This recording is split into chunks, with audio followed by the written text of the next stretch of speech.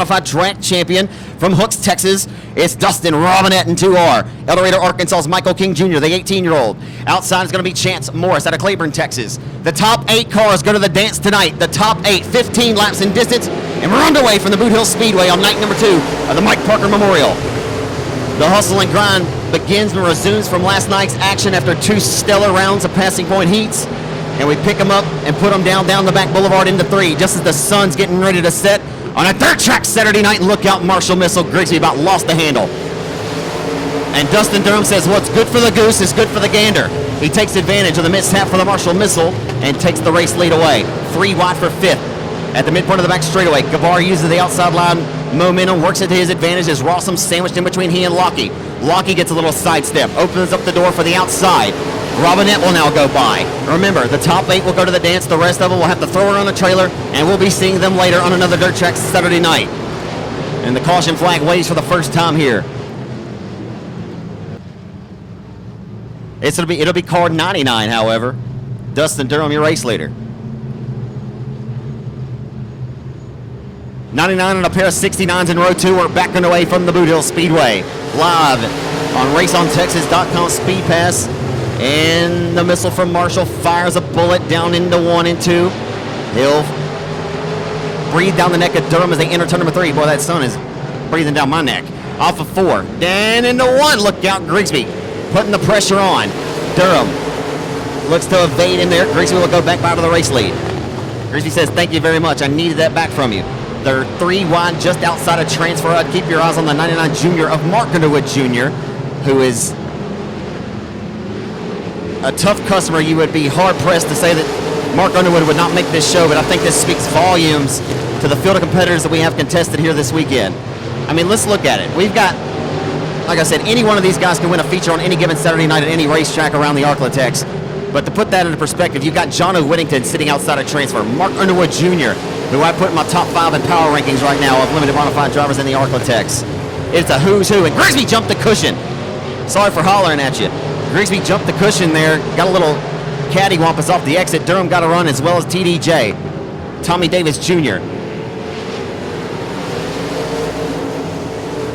Again, folks, if you're sitting at home at the crib watching, and I'll let the race fans know in a moment, you can download the Race Monitor app in the Google Play Store or the Apple Play Store, and you can get these times right there in the palm of your hand as you hear me call it, as it's going to be an asset for me to know exactly who's going to score these spots, as they're very tightly contested right now.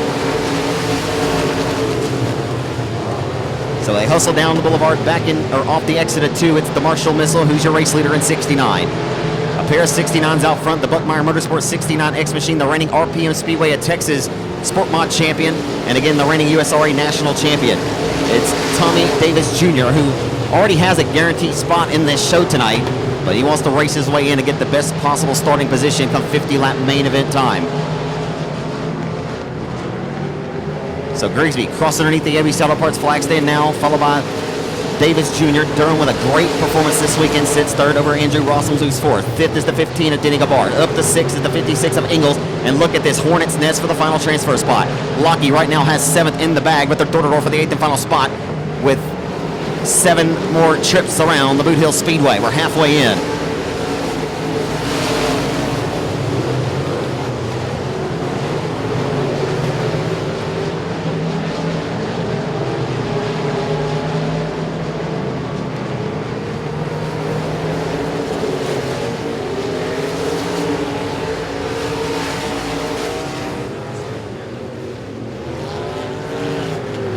I missed it.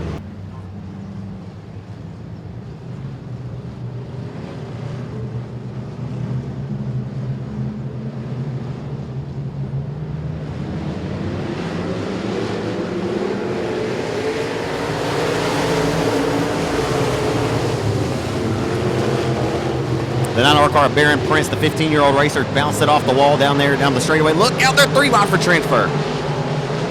It's heating up at Boothill. They're 3 wide back here, folks. It's getting wild, looking to go 4 wide, and the yellow flag comes out. Top 4 locked in. Abear, Chris Hennigan, Cody Tupper, and Colby Mewborn. We'll see them later. The top 4 for a pole dash to find out how they're going to line up in those first 2 rows. The top 8 to the dance tonight. The Marshall Missile leads us back to the green flag at the Boothill Speedway.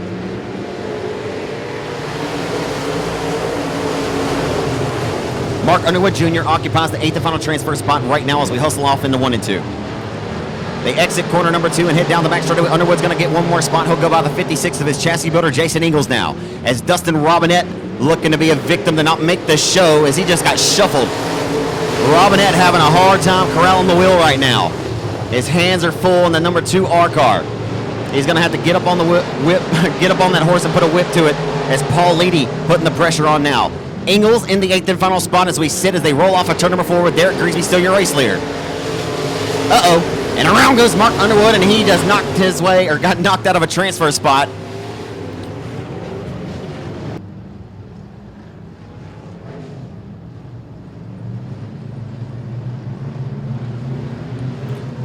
Grigsby leads us back to the green flag at the hill. Keith Parker, the veteran flagman, will throw the green over the field as they hustle off of turn number 4, full throat down into turn number 1. Grigsby goes to the middle, to the high rope of the speedway and rolls like a yo-yo with no string. Lockie now coming on strong. Hello, Kelly Lockie. Took him a few laps to get that number 14 hot rod underneath him, but he has got it digging now. He'll pull to the back of the 99X of Durham off the exit of 4, rely on that outside line momentum, and he uses it and works it to his advantage into turn number 1. Rolling the hub underneath him is the 92 of Andrew Rossum. I say it all the time, Andrew Rossum is a good young shoe. Doesn't race very often, but when he does, he makes them count.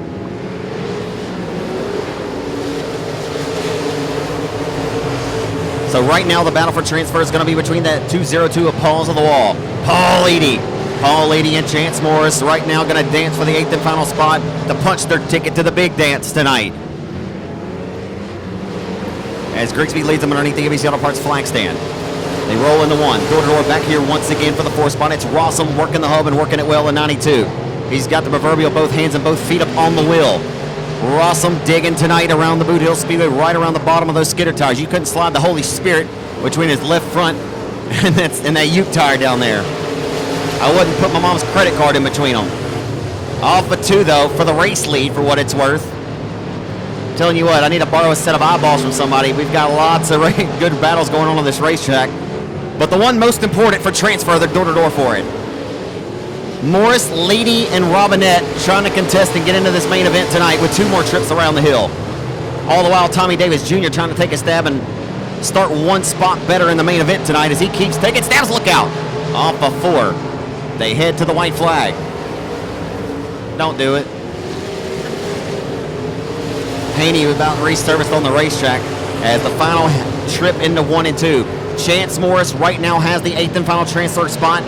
As off of 4 for the final time with a face full of checkered flag. The Marshall Missile. Derek Grigsby wins your first B feature of the night. He'll go to the main event tonight. Tommy Davis Jr., the 99X of Dustin Durham, Kelly Lockie will go main event racing tonight.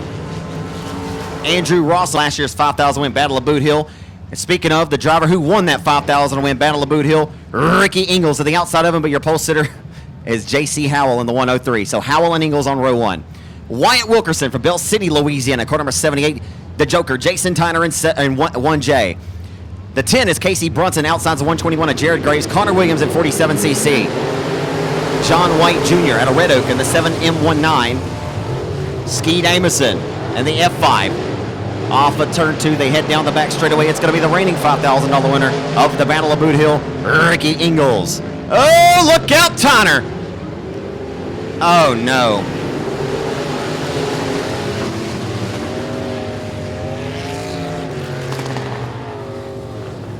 Tell all these racers, time trials don't mean Nathan, not nothing.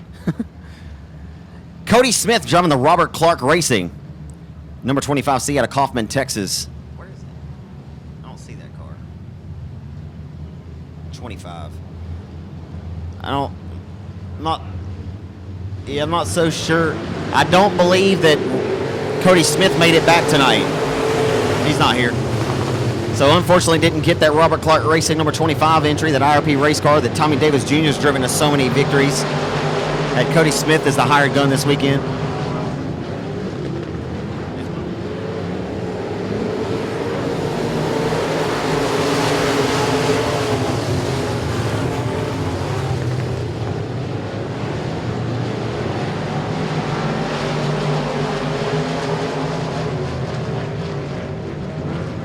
So they roll and contest for the race lead off of 4. Here comes J.C. Howell now. Oh!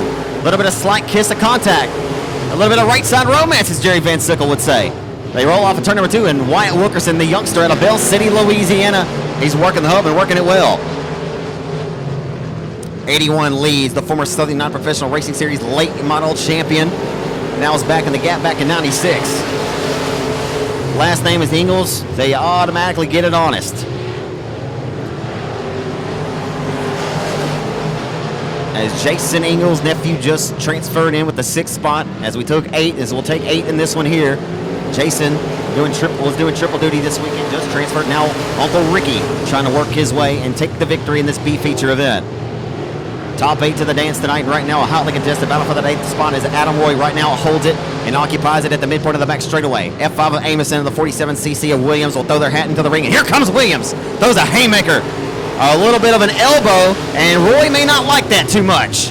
As Adam Roy going to job it deep off in there, he says, we want to play nice. We're going to play like that. Ruffles up his left rear quarter. You're going to start seeing this a little bit. Tempers may flare. Roy, he's good and composed, but now he's going to start giving some shots in the shorts. Adam Roy displaying, you race me this way, I'll race you right back. They hustle into one. It's about to heat up for transfer. And I don't believe Adam's the kind of driver that's just going to go in here and wipe him out, but come down to it. He may forge his way by, and now they're hooked together. They're hooked together. You saw it coming. Don't believe there was any intent on getting hooked up like that. We're doing a little cell phone racing there. They'll get disconnected here, and now look to set forth down the back straightaway. While they were doing all that fooling around, Skeet Amos says, man, appreciate that. They had to sit down and take a seat for the wily veteran Skeet Amison, and now he sits in the 8th and final transfer spot as we tick-tock the race clock. Still 12 laps remain in this.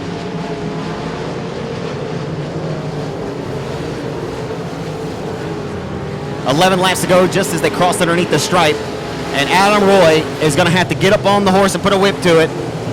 The best thing he can hope for is either a caution or for the F5 of Amison get the race on hard here with the 25 of Baucom and slow him down a little bit. We're just at halfway as Connor Williams limp at the midpoint of the back straightaway.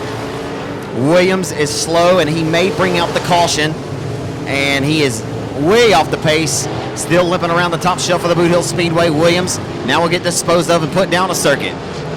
Yet to come to a stop, and he will here off of 4, and the caution flag will have no other choice but to come out. Any of you folks think that one of the cars that wins the 5,000 tonight we've seen on the racetrack here in these first couple of B mains? Will we see a driver come outside of that top 4? Very well make it happen. I wouldn't count it out. Obviously going 50 laps. We're about to find out. We're back on our way at the hill. The hustle and grind resumes, and they'll begin to work their way off of turn number 2 and head down the back boulevard. Roy snags a transfer. He works down the back boulevard into 3 with the 121 at Gray's washing up there. 3 wide off the exit for 5th. Uh-oh, a little bit of slight kiss of contact. Wasn't as significant as I let on there. But nonetheless, here comes the 2 of Roy now. He continues to work it. Oh, look out, Adam. That's going to squeeze nearly Gray's, man. There's more room up there than it appears from this vantage point. I kid you not, I've seen a lot of vicious crashes over there on the entry to turn number 3 over the years. I'm not so sure my depth perception is off, but I think they did widen the racetrack out some there. So where Jared Graves just went, don't believe he would have skated through those waters a couple years back anyway. So rolling into 1, J.C. Howell's working the wheel. And you know what I say? He's working it well. He works his way down the midpoint into turn number 3. They'll go to the bottom in the turns 3 and 4. Howell put on a display here at the Boothill Speedway at the Battle of Boothill last season. Matter of fact, these two went at it head-to-head, toe-to-toe, as the Maybank, Texas racer J.C. Howell was ripping and roaring around the cushion of the Boothill Speedway. And it was all for naught as he led over 20 or so laps, actually 30 or so laps, and just could not hold on to it and ended up planting his machine over the turn 2 retaining wall. As the clock continues to tick, it'll be 3 to go the next time by here at Boothill in your second and final A qualifier for the limited modifieds. You'll still find Ricky Ingalls, your race leader, as he exits corner number 4, this time underneath the Yibby Scott Parts flag stand. Howell right second over Wyatt Wilkerson, who's having a valiant effort tonight. Amison no longer in the 8th and final spot. He's advanced 4 more. He's up to 4th. John White Jr. in 7M is 5th. 6, Casey Brunson, Adam Roy, and Jason Tyner, who is involved in that early race skirmish, and the yellow flag does come out for Jared Graves in 121.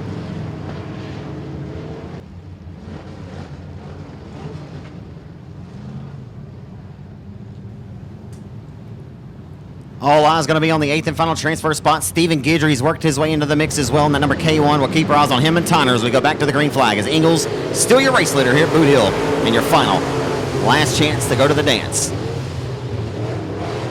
It's a hornet's nest off of turn number 2, heading down the back straightaway. John White Jr. just split and walk to the inside of the F5 of Amison. Into 3 and 4 this time. Off of 4 with 2 laps, 2 more trips around. Showing my veteran flagman Keith Parker. Who's it going to be? Anybody's guess as we got Tyner around at the front straightaway here. And the caution being held, and it'll be thrown.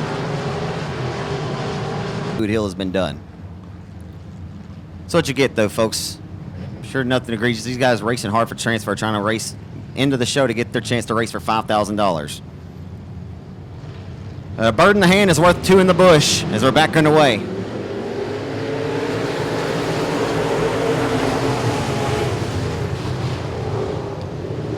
Hustling off of turn number 2, the racetrack, Tim Higgins. I don't know if you hear me, but it's getting racy again tonight, baby. Rolling off of 4 this time to the white flag. Ricky Ingles swung a little too high wide that time, but he uses all that momentum and rockets down the front straightaway back into turn number 1. Here comes Howell. He'll sling it off into 1 and 2. He'll diamond off the exit. Don't give it too much. Put too much mustard up there. You don't want to risk too much and knock yourself out of this spot here. Final time off of 4. Howell's on the wick on the bottom. Looking for a photo finish to the line. And Howell got him. Howell, I believe he got him. Did he get him? So they're going to go at it side by side. The winner of this, it's a green-white checkered. And the winner will advance and take on the next driver. These are the top 4 cars that are already locked into the night's 50-lap 5,000 main event. The top 4 from passing points after last night's 2 round of contested heat races. It's Cody Tupper trying to serve more supper tonight. And the number 23 and the 36 of Colby Mewborn, who's a 2-time winner this season. This is an awesome and an interesting way to line up the field, and we didn't like the start, I don't believe. They're going on Justin Whitehead. That's Justin standing down there. He's letting them know that's when we're firing. They got to be neck and neck, close. Cody, that's on Cody. Cody didn't quite get up there with Colby, but they fired at the same time. Problem was they weren't neck and neck, but that's unfortunately for Cody. As Colby Mewborn gets the advantage from the get-go as they roll off of 4 this time to the white flag. Again, 2-time winner this season of the Hadaway Towing Collision A&T Delivery. Number 36, Colby Mewborn, the third generation racer, the son of Brian, works down the back straightaway. Here comes Cody Tupper, the former Louisiana State Dirt Track Championship winner, neck and neck coming off of 4 to the line, ladies and gentlemen. How about 2 straight photo finishes off of 4, and Tupper's going to steal it from Mewborn. Yeah, baby.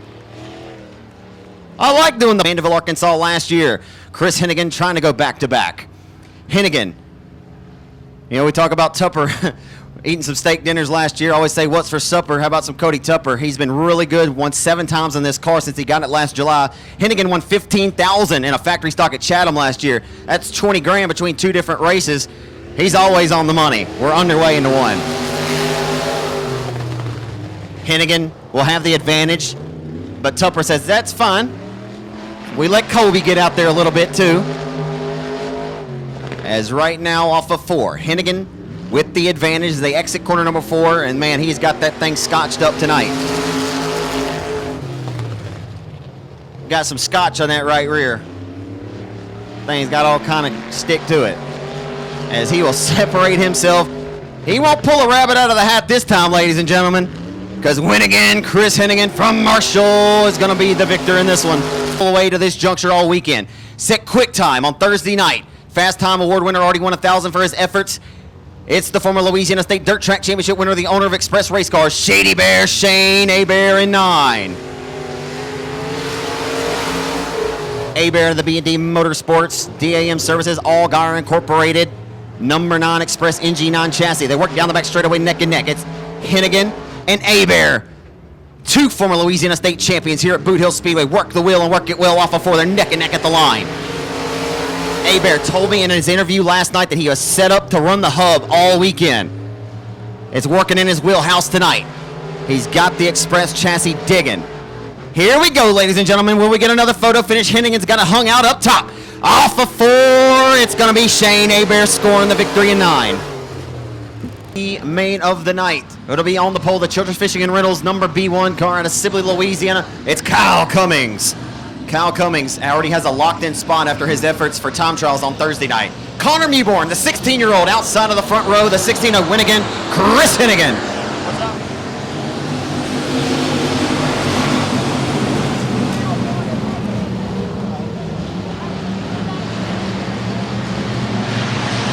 Kyle Cummings with the race lead, works down the back straightaway in the turn number 3. Chris Hennigan, and the reigning winner of this event, the 27, is Dalton Faulkner in 27. Lee Patton in 100 as they work off of 4.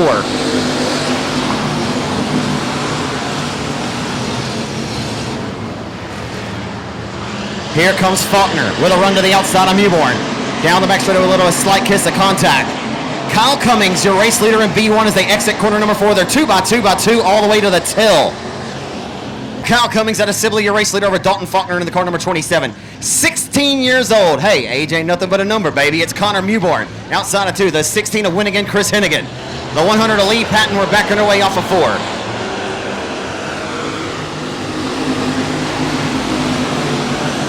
The field works the wheel into 1. They send them full throat off the exit of 2 and into turn number 3. Faulkner flanked to the inside of Mewborn once more. Into 3, it's the team cars for Tommy Mercer, Hennigan, and Patton in that second row. Off of 4, down the boulevard, they head off into 1. The caution flag will come right back out on the Boothill Speedway. The former super late model standout Kyle Cummings will lead us back to the green flag in car number B1. Faulkner and Hennigan in row 2 now, as Mewborn got relegated. And he'll be to the inside of the 100 of Patton. We're backing away. Dennis Bissonette in the 07, that purple and black car. Inside of the show right now. 3 wide back here off the exit of corner number 2. 16-year-old CJ Howell. Lost a couple of wholesale spots here. They're 1x2 by 1x2. Off of 4. It's still Kyle Cummings with the race lead in B1.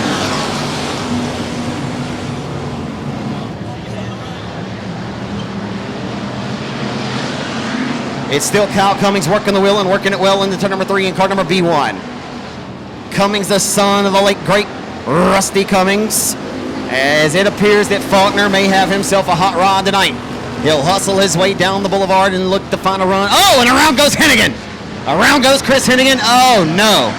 And Mike Wells had nowhere to go. Park and won the hooked up 50 as well.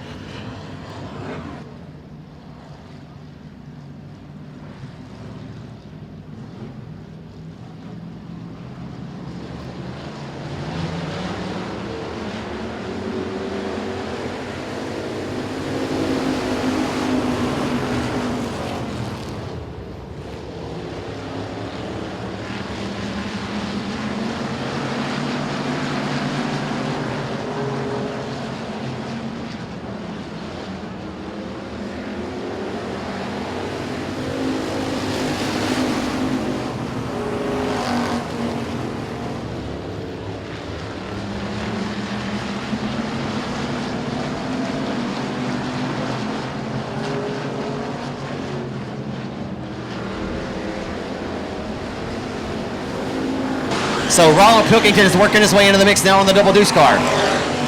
We got one slow, but no harm, no foul. That's CJ Howell, the young 16-year-old racer. As they work into 3, it's still Kyle Cummings all the time with the race lead in car number B1. Cummings, your race leader in B1, over the number 27 of Faulkner.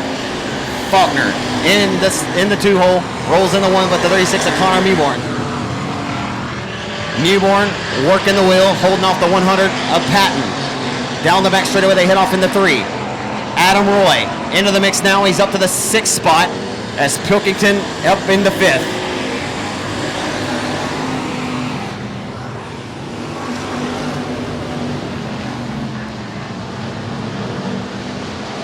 Working down to it.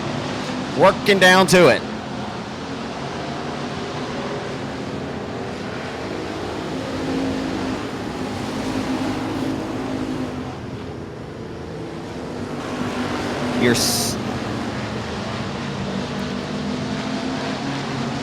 Y'all bear with me, folks. I'm trying to make my way back up.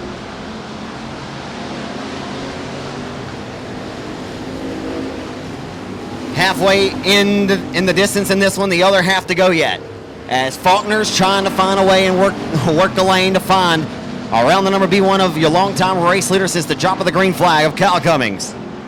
Cummings a winner at the Revolution Raceway Park in Monroe, Louisiana this season of that number B1. Again, second overall in fast time.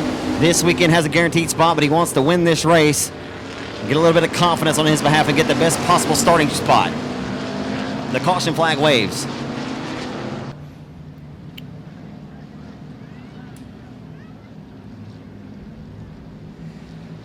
So your longtime race leader is Kyle Cummings, feature winner at the Rev 3 weeks ago and B1. Back to the green flag, he'll head off into 1. It's Cummings, it's Faulkner, it's Patton as they hustle into turn 1. Lee Patton down the back straightaway, all over the back tail tank of the number 27 of Faulkner for second. Here comes Rollo Pilkington, your reigning Louisiana State Dirt Track Championship winner. He's working the wheel and he's working it well. 36 of Mewborn though, sidesteps him, gets that spot back from the 22 after 22 got a good restart. Down the back straightaway off the exit of corner number 2 as they head off into 3.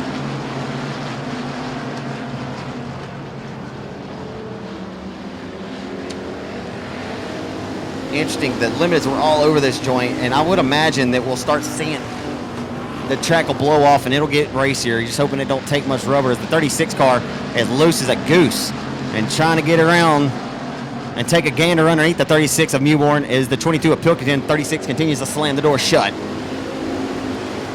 Connor Mewborn, the top 4 go to the dance. Only the top 4 go, and right now for that transfer spot, it's heating up, and Mewborn will succumb to the pressure, but Pilkington's got smoke out of the right rear as Pilkington is only hoping and praying he can hold on. He just lost that tire, maybe.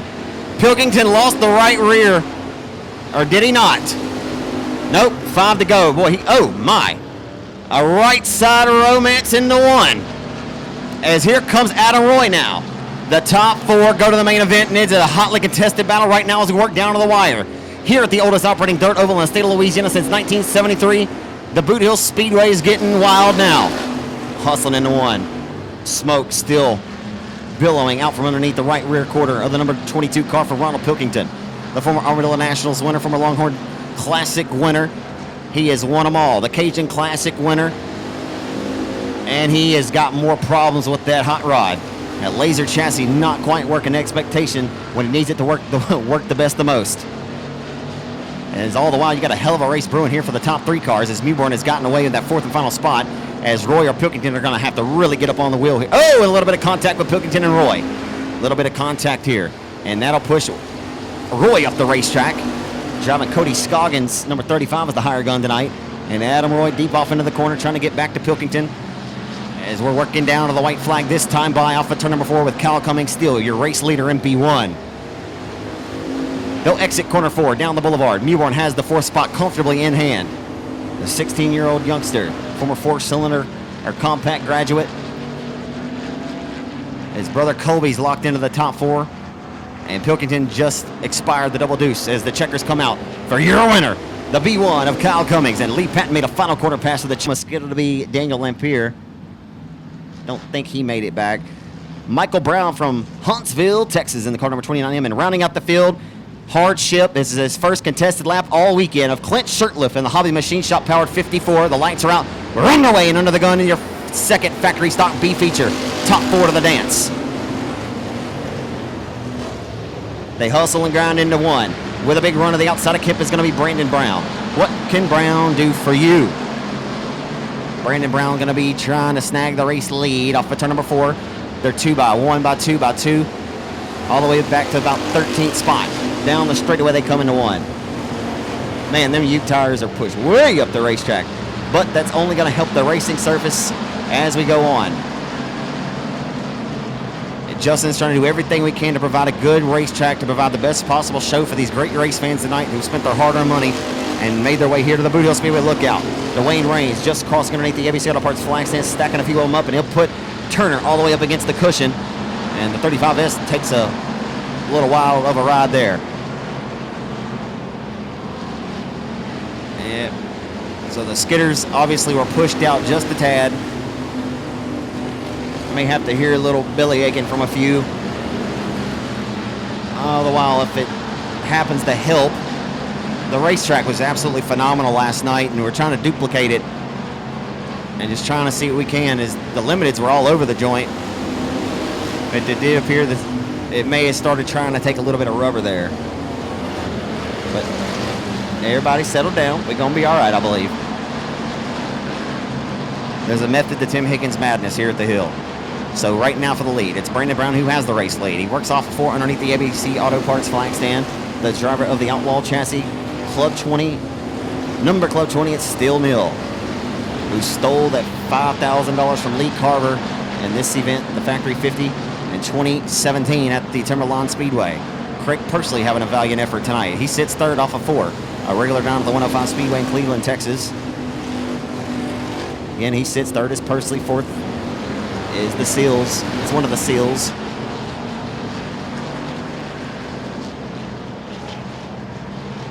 And the caution flag came out for the tail here.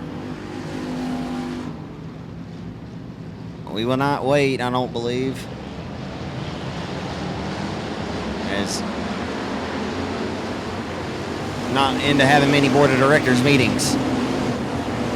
As we'll run a tight ship here. Brad Hockaday, Professional Motorsport Solutions, we run a tight ship as we head down the backstretch there, making contact of Turner and the 7 of Rains back in about the 8th spot. I mean, and Rains just washed way up the racetrack, and man, he did a good job of holding on to the wheel, and then we got more contact with Daniel Lampier in that number 28 car.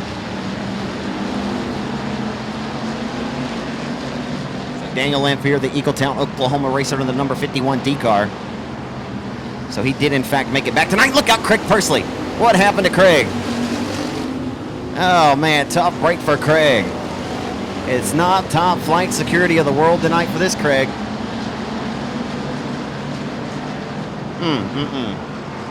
You got to hate that for Craig Pursley. It looks like I got a right front flat tire on the number 13 car. Not sure if he caught one of them skidders.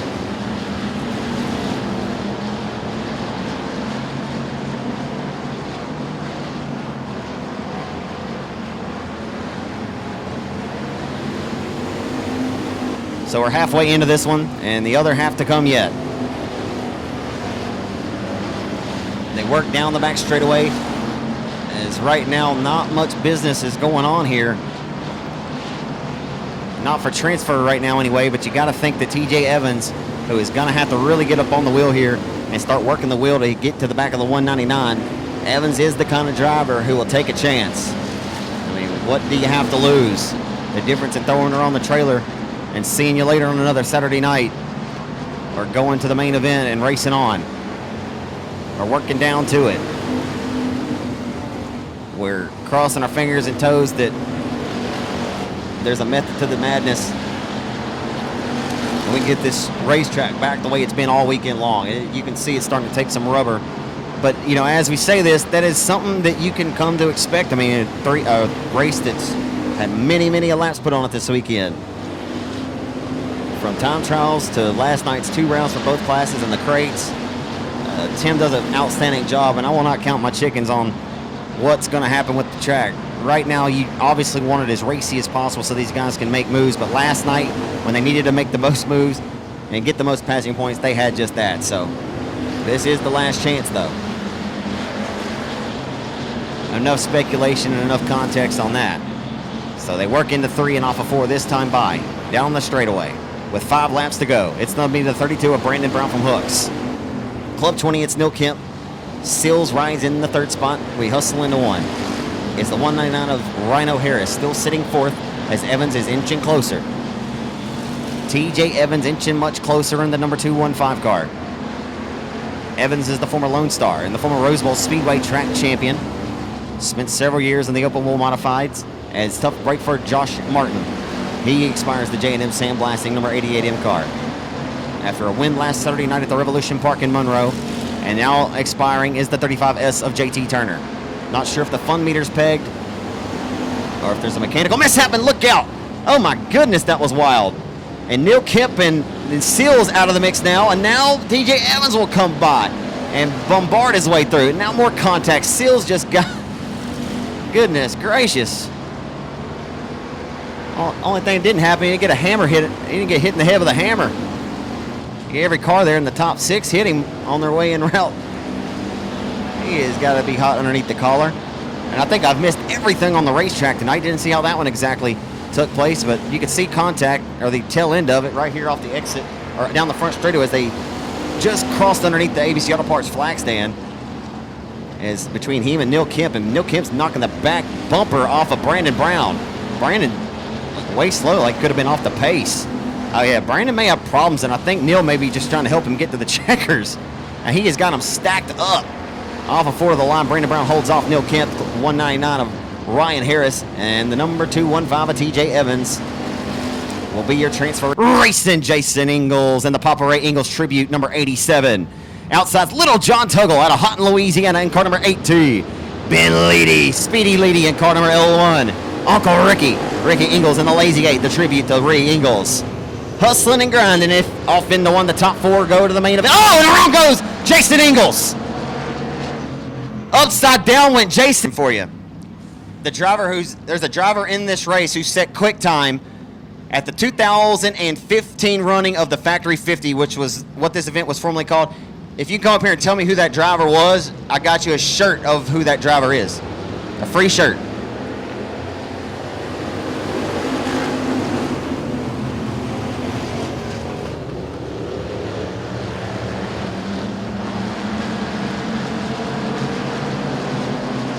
Working down the back straightaway, the turn number 3 on the restart. Here we come.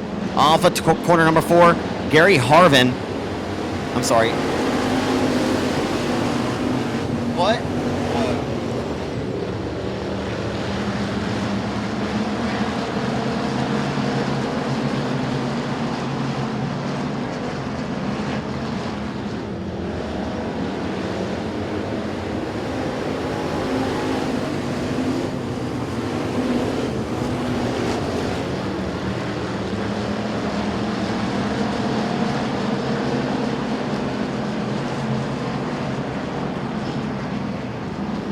Just had a fan come up and took a stab and guessed Lee Carver. It was not Lee Carver that year, unfortunately. But appreciate the efforts.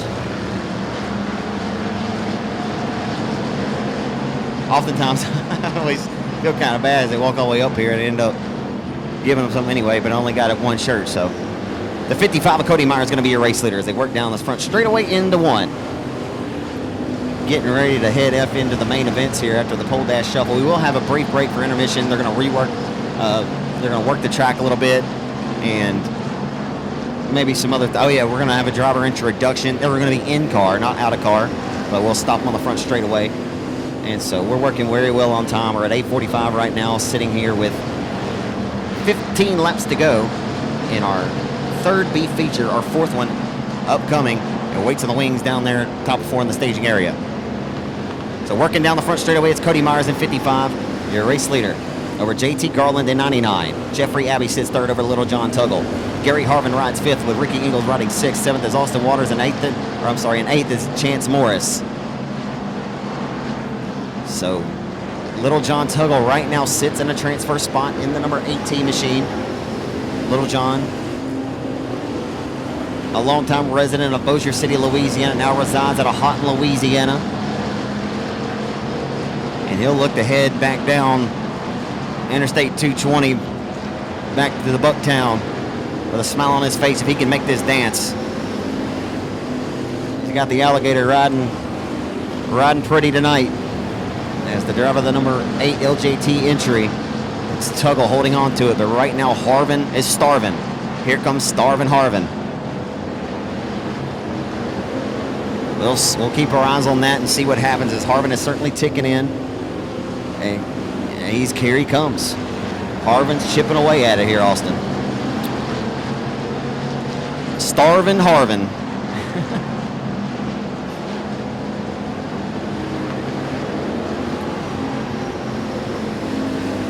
Gary Harvin with a nice looking hot rod here for the 2021 campaign. Gary Harvin, I say, is much underrated. doesn't get talked about. I want to say he doesn't get talked. He just doesn't race very often, but seems like I'm always talking about him. When the big money's on the line, he is always right there in the mix. Certainly no slouch, no stranger to victory lane. We'll see what Harvin can do. He better go, and he better go now, because the race clock ticks and it talks off 4. Here comes the 99 of Garland for the race lead. Garland trying to work something out here.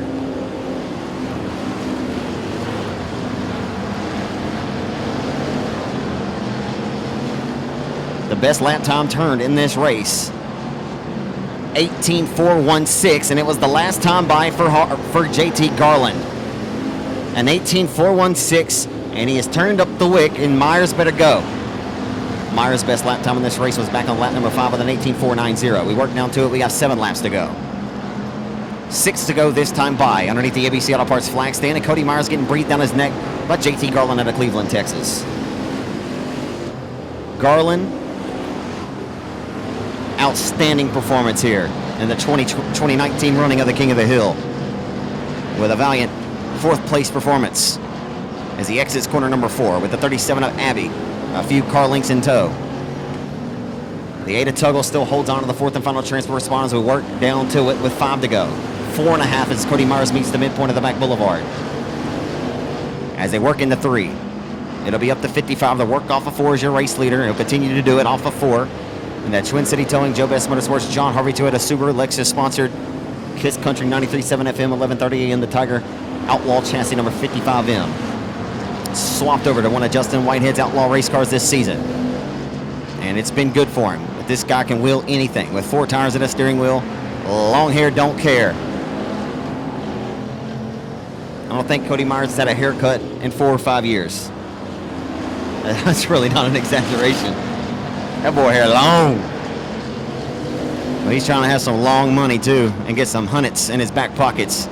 And if he can park this thing here in the last chance, he'll be a factor in the feature event. As he works down the back boulevard, 1.5 laps to go now. As we're going to look at the battle for transfer. Here comes Tuggle holding on to it, the midpoint of the back straightaway as Harvin trying to pull something. He's going to have to pull something.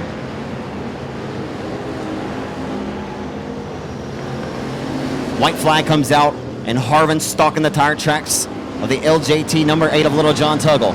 He's going to have to stalk something else other than the tire tracks. He's got to go to a different lane if he wants to get around him. Will he root him? He'll try to dominate off the exit and try something different off of 4, and it will not happen tonight for Gary Harvin as Little John Tuggle will go to the main event.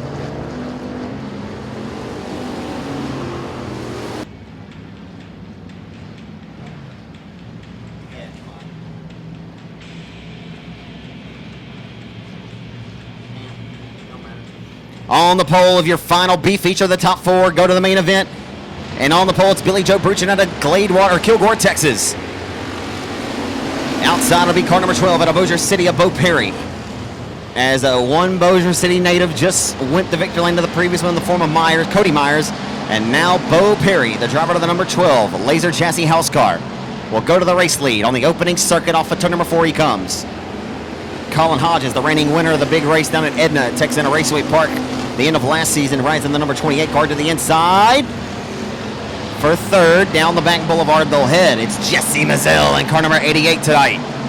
Jesse Mazzell, the son of Billy Mazzell, the multi-time track champion here at the Boothill Speedway in the early 2000s. Or I'm sorry, 2010 and 11 actually, back to back. And then you'll find the Ford Falcon as the caution flag will wave early on. The race leader in that Superior Bar and Grill number 12.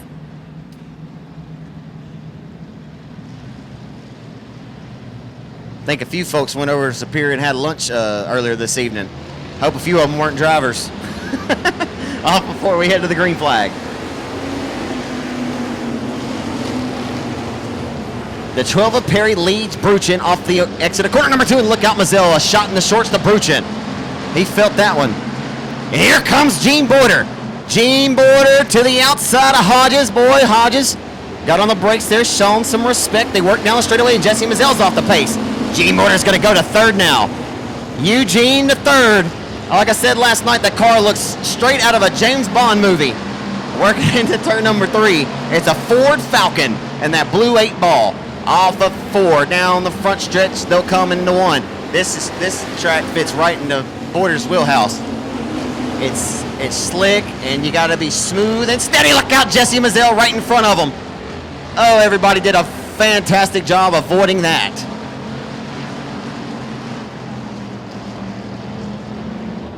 Throughout the weekend, just haven't seen it. We've been running such a quick show that we will obviously hold it for a couple if the driver can make it back. They'll get two laps, but a lot of them we're not working. We don't have NASCAR crews out here, so but we'll see. Don't believe Mazzell made her back. We're backing away under the gun, hustling into 1. They work the wheel off of 2 and head down the back straightaway. And Colin Hodges going through the infield Dukes of Hazzard style. He'll put the brakes down and stop that number 28 machine. As we got a big melee and some carnage here in the middle of turns 3 and 4. Gene Boarder, a Louisiana State Dirt Track Championship winner in recent memory here at Boothill in the factory stock division. And King of the Hill winner in the Pro Mods 2 years ago. We're off of Ford, back to the green flag.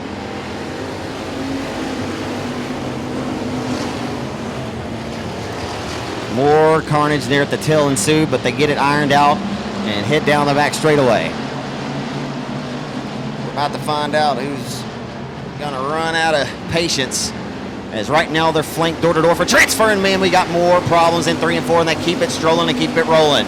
Somehow, some way, Stephen Harrison, that number 6, and the 100 plus of Brian Cook, he's got all kinds of damage.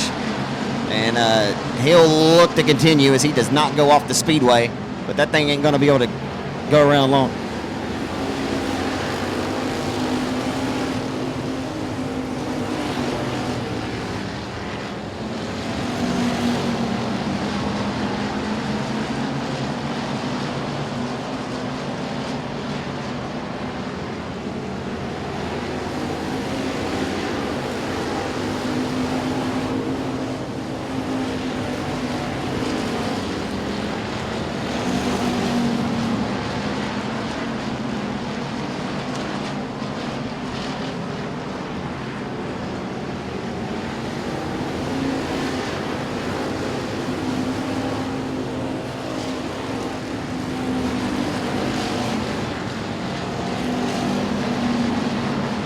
So Bo Perry is your race leader in the turn number 3.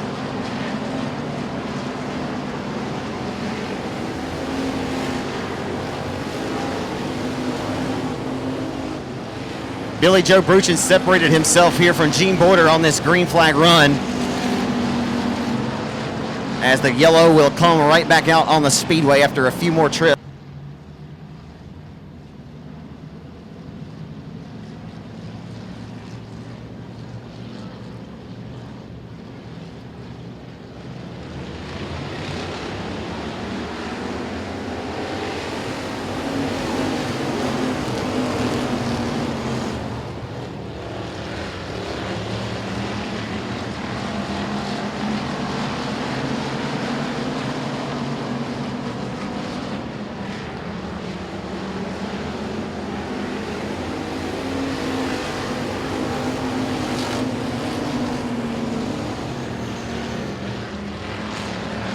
Early on, got up the 3rd, and he's not relinquished that spot, and he's going to be tough to pry it away from. As we go back to the green flag, Jeff Hammett has worked his way inside of a transfer. Paul Graves in the 5th spot. We're back underway at the Boothill Speedway.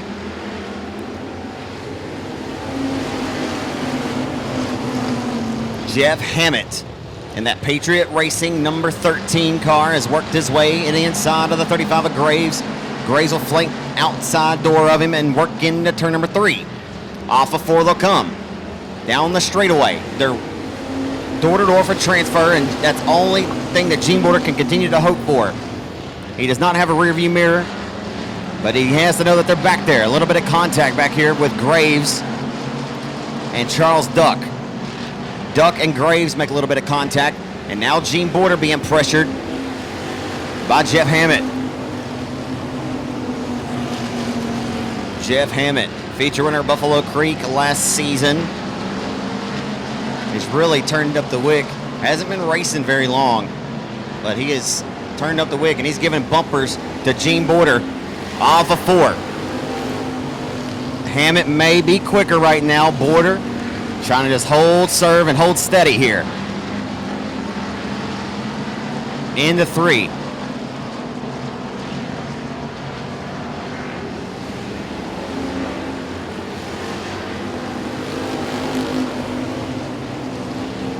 The cool, calm, collected elder statesman Gene Border still holds on to the 3rd spot. They're stacked and racked behind him. Single file around the Boothill Speedway at this juncture. Just hoping that we'll find a little bit of a different lane. And I imagine there's a method, like I said, to the madness. Don't count any kind of chickens.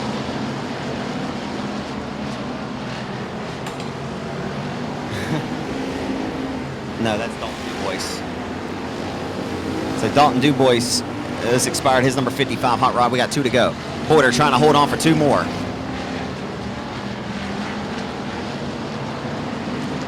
Jeff Hammett in the 4th and final spot. Hammett doesn't need to get in there and root anyone, as they're both in the show right now. Don't want to get in there and make a bold move and take either one of these out. Got to be cool, calm, collected. The X car, though, just got Bob Graves, and he's working, and that's Dylan Adams. Adams, who was real fast last night. And I'm telling you right now, Dylan Adams is faster than both of them. At the white flag waves, they got the final quarter-mile trip, and Dylan Adams is driving to the front with his head on fire. Here comes Dylan Adams, trying to put another Bossier City resident inside of the main event tonight. Final time to the checkers. Bo Perry will dominate this 4th and final B feature for the factory stocks. Off of 4 to the checkers. Gene Border holds off Jeff Hammett. And Hammett snags the 4th and final spot. Arkansas. Rawls last weekend finished 2nd to Neil Kemp. They both went up to Oklahoma's Tri-State Speedway. They had a special factory stock event paying $1,000 to the winner. Neil Kemp got the victory. So our pair of Arklatex heavyweights went over there and comes right back this weekend. And Michael Rawls put down a outstanding performance. Yeah, I don't that's not going to work. But can you blame him? I mean, he's a racer. He's trying to get, trying to get everything on throttle. You got to go at Justin. Where Justin's telling him to go, it still didn't work, I don't think. Oh, we did it.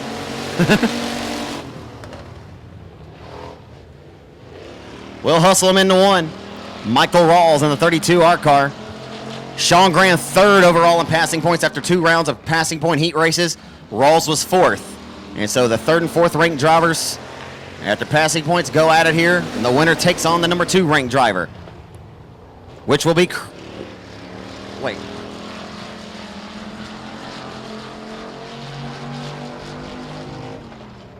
Should be Scotty Case. Josh Greenwood was number 1 with Case in 2nd.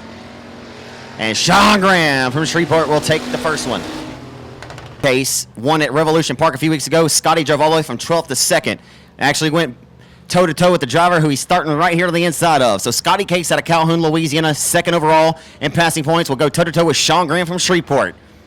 Pair of Louisiana hot shoes. We're going to the green right now. And that was a much, I would say, even more of an honest start than the last one. The Ford doesn't quite have the get up that Chevy did right there. I'm picking. Here comes Case. Scotty to the inside, to the white flag waving. Scotty's got it digging around the hub. Here comes the blue oval. Yeah, that old blue oval's digging now, ain't it? And he'll slide across the nose of Triple X, and Graham can only watch him head down the back straightaway and separate. Case separates. Graham drives it all the way back to Interstate 20. And they'll exit 4, and Scotty Case commandingly takes it. Stand-up individual. He's turned into a really good race car driver as well. We're about to find out who's got the baddest hot rod of this 2 bunch.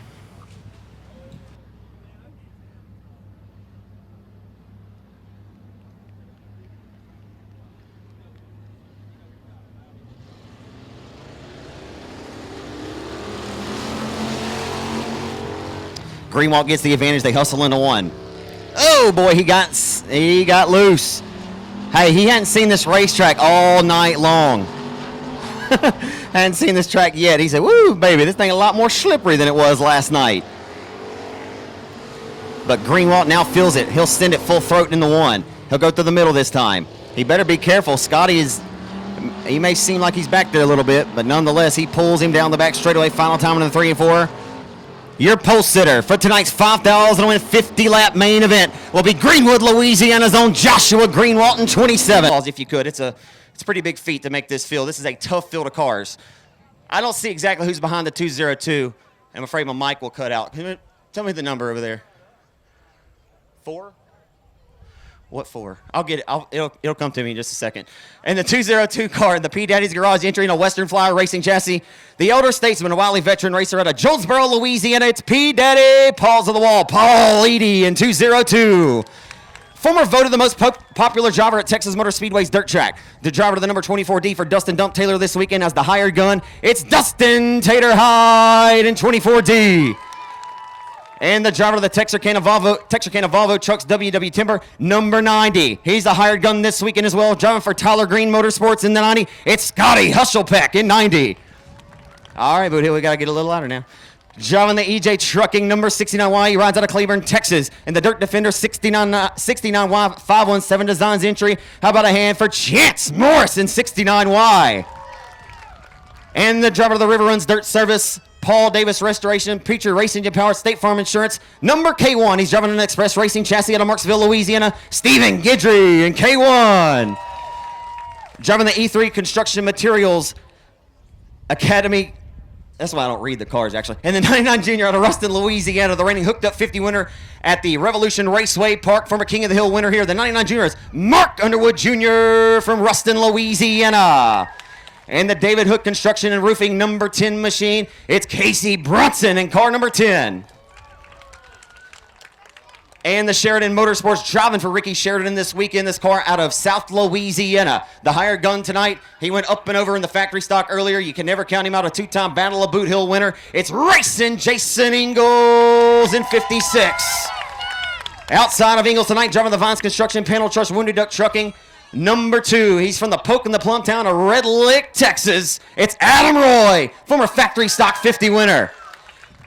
Inside of the next row, this kid, I call him a kid. This young man gets better and better every time he sits behind the wheel. In the 92 Outlaw race car, it's awesome Andrew Rossum, 18-year-old racer out of New Boston, Texas. Here we go again. Age ain't nothing but a number, baby. The wily veteran, very well-respected racer, has been winning at Boot Hill for decades. Hello. And the F5 machine, IRP racing chassis. It's okay. It's Skeet Amison in car number F5, again from New Boston. It about got me. The 7M machine tonight. The Texas racer, John White Jr. behind the wheel of that wicked race car number 7M. Out of Texarkana, Arkansas, driving the 99X machine this weekend. He has had an outstanding performance all weekend long to this juncture. It's Dustin Durham in 99X. All right, Boo, we got to get a little louder the more we get to the front. This youngster here, I believe he's only 16 or 17 years old. And the Extreme Racing Graphics Wilkerson Motorsports number 78 is in an Ingalls Racing Performance chassis tonight from Bell City, Louisiana, Wyatt Wilkerson in 78.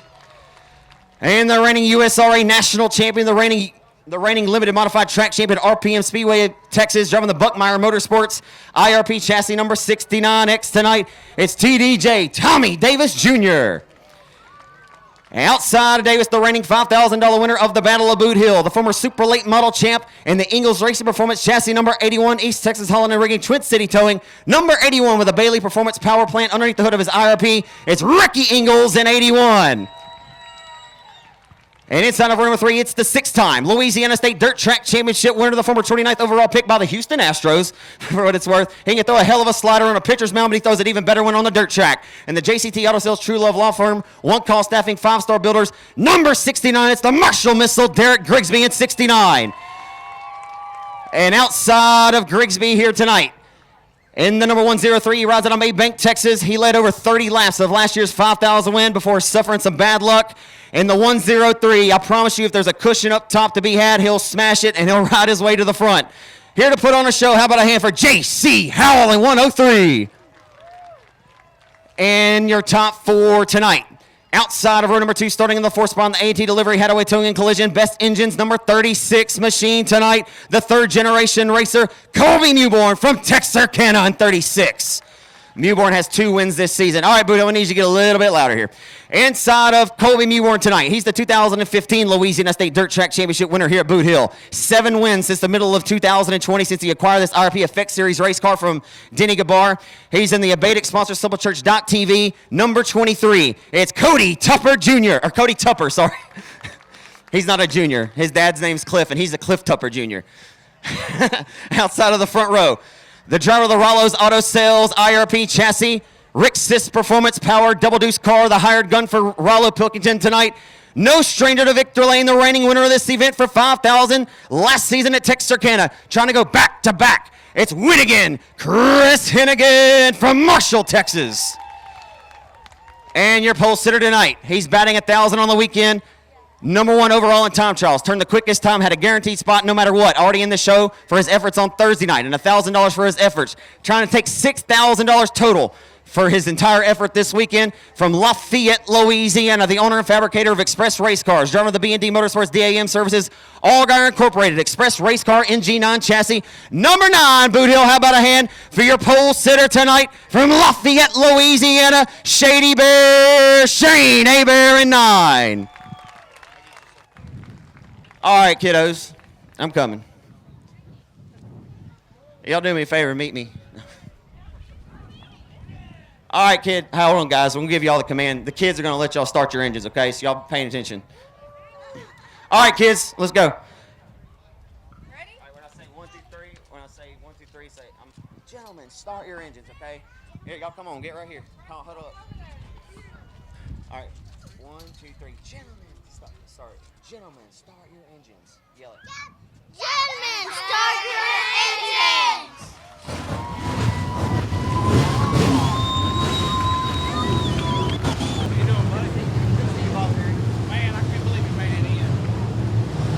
Well, about it, ladies and gentlemen. Y'all are awesome. Best race fans in motorsports. Thank you so much. That was at a moment's notice because they're going green this time by for 50 laps. Who's it going to be in ABC Auto Parts victory lane tonight? Shane Abear, 2 of Louisiana's heavyweights, with win again Chris Hennigan from Marshall, trying to go back-to-back on the front row. Tupper and Mewborn in row 2, the Marshall Missile in row 3. We're underway for 50 laps for $5,000 at the Boothill Speedway. The hustle and the grind will begin in the 1. They owe up the racetrack. Abear said he was set up to run the ball tonight. They'll kick up the dust and turn the wick up off of 4 as they head down Main Street into turn number 1. Abear with a sizable hustles in the turns 1 and 2 on the start. Everything looks clean and it looks green right now. If they head down straight away to turn number 3, and the caution flag will wave. Caution flag waves at Boothill.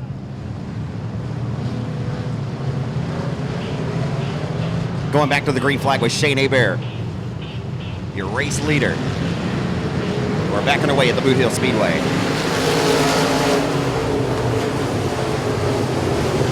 Everything at stake tonight. Abear, who said that he set the race car up to run the hub in our post-race interview last night after acquiring the number 1 qualifier award in passing points. Everybody been chasing the 9 car to this juncture all weekend. Racetrack was farmed a little, and well, it's kicking the old dust up. It's a dusty Saturday night in Greenwood, Louisiana. As Chris Hennigan still rides in the 2nd spot, he separated himself by a few car lengths away from the 23 of Cody Tupper, the former Louisiana State champ, as they work into turn number 1. It's the racetrack right now locked down around the hub of the speedway. As they work into turn number 3. The 69 of Derek Gracie behind the 23 of Tupper, and back behind him, car number 36 of Mewborn. Mewborn rides 5th, just outside of the top 5 and 6 is J.C. Howell, and the Buckmeyer Motorsports entry of Tommy Davis Jr.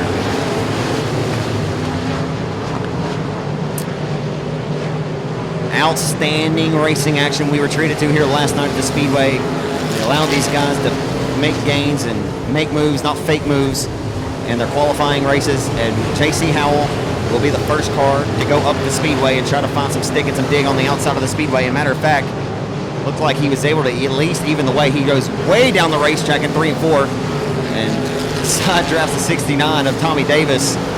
But Howell's going to live or die trying, and much respect to that. As watching J.C. Howell tippy-toe around the outside and try to find anything, and you just saw Davis get away from him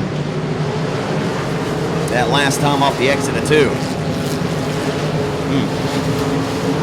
And look, folks, this is certainly not what Justin or even Tim, anyone was hoping for was a single file event here. I mean, we'll call it like we see it. You get what we get, and I certainly won't throw a fit. I'm not going to count my chickens either, or remain optimistic here, because obviously they really tried to do everything they could. He bladed the track down there, but if anything, it just gave it a little bit more moisture stick down there.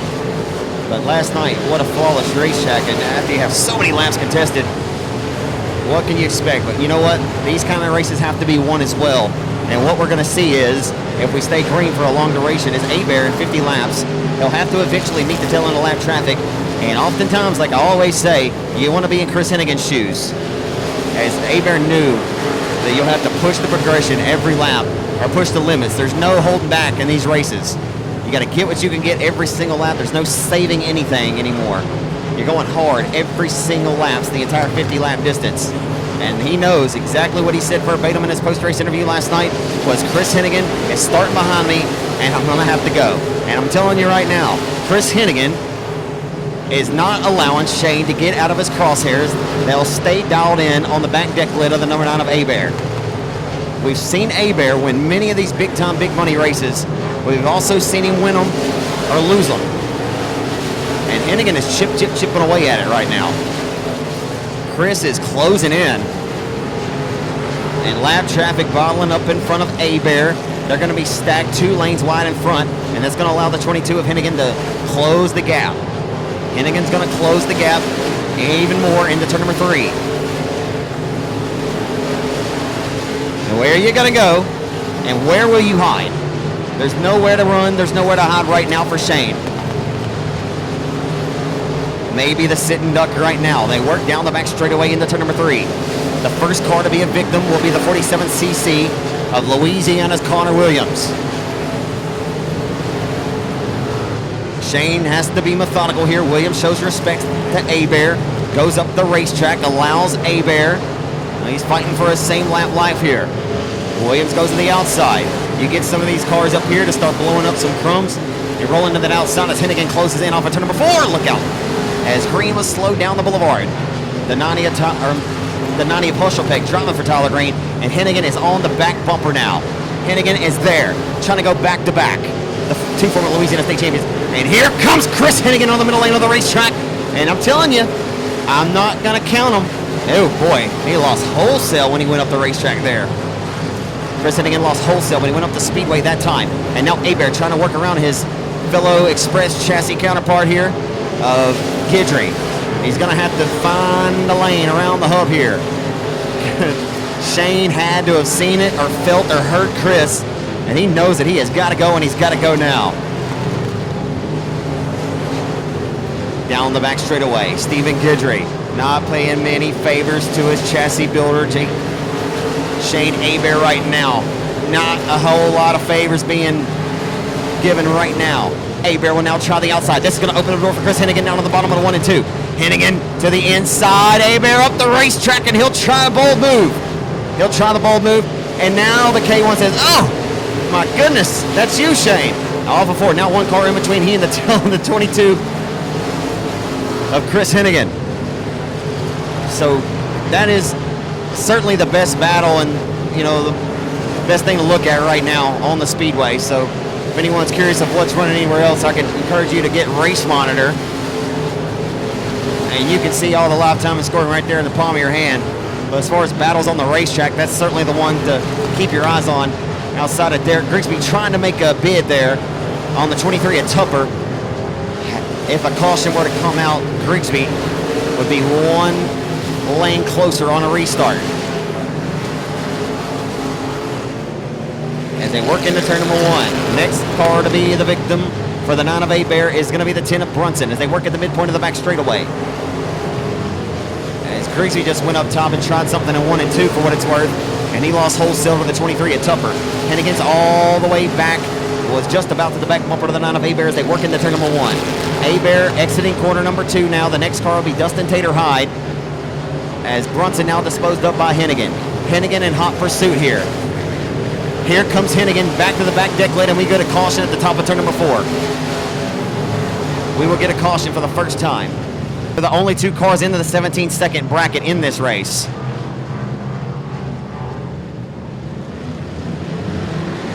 All before they'll come. Shane A-Bear, your race leader. Followed by the double deuce of Hennigan. On the restart they come. Here comes Howell. He'll go to the outside of the Boothill Speedway. Oh boy. He got really cattywampus and came down collecting the 99X at Durham. He'll come back up the racetrack and go 3 wide with the F5 of Amison. We're halfway home. Uh-oh. Uh-oh. Ingles had nowhere to go. The F5 of Amison. They came together as Howell's going to... Uh-oh. Howell just lost the handle in front of the whole field trying to run the cushion. That was ugly.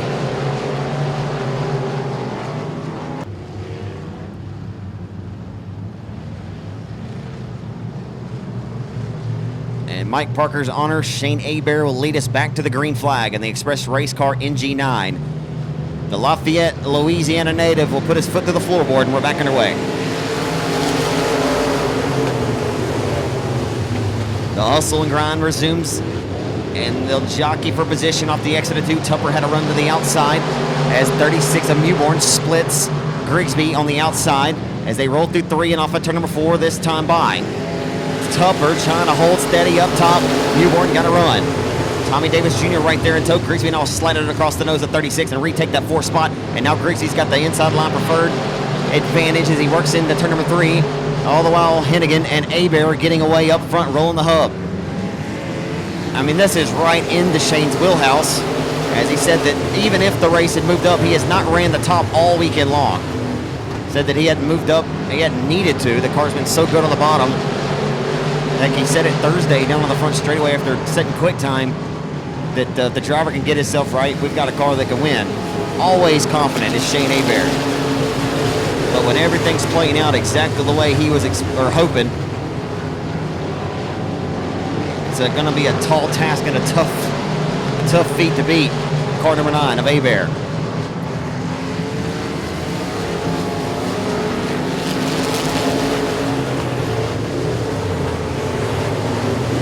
Shane A-Bear,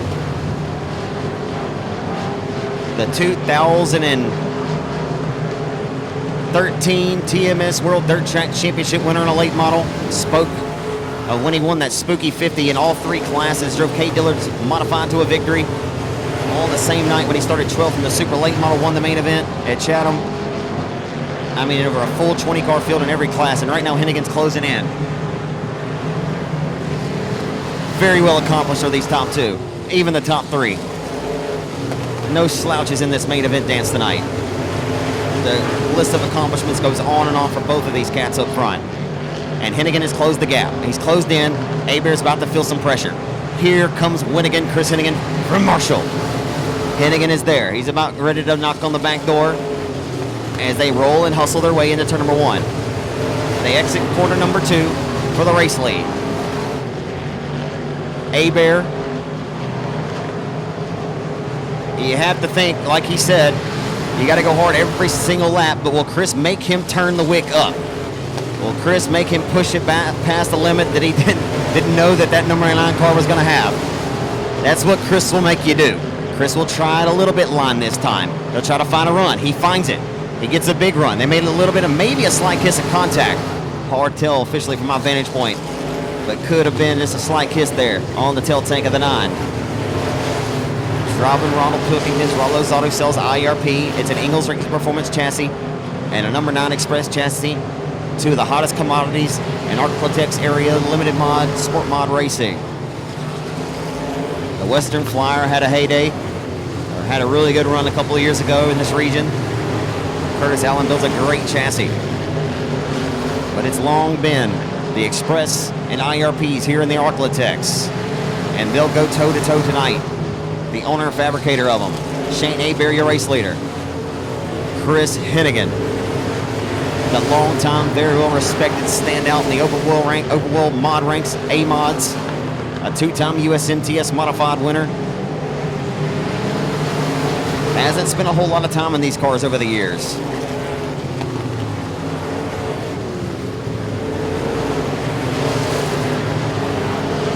You got a good one brewing for the race lead. Hennigan is starting to move his lineup in 3 and 4 every time more and more. Just seeing what he can find, trying to find any amount of traction that he can get to pick up any kind of slack on the 9 of Hebert. As he has much drive there down to the bottom of 1 and 2. Hebert just too smooth, too strong, right to the line where Hennigan would love to be. So he'll keep searching. He'll continue to search the Boothill Speedway as lap traffic has been far away for the 9 of Hebert to reach here on this green flag run. As if we are able to get there, it'll be the 202 of Leedy, who is about a straightaway, maybe an entire straightaway up ahead of Hebert, who is now approaching as that will not happen as the caution flag waves.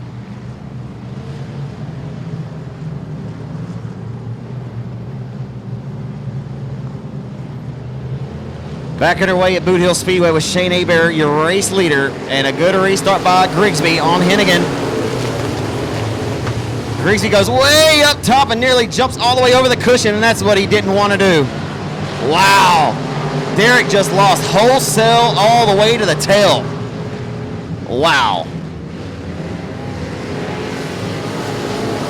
I don't think he ever bargained for that. Never knew that that was a possibility. He knows the line he can take now, but man, he has got to be fired up underneath in the cockpit of the 69 car now.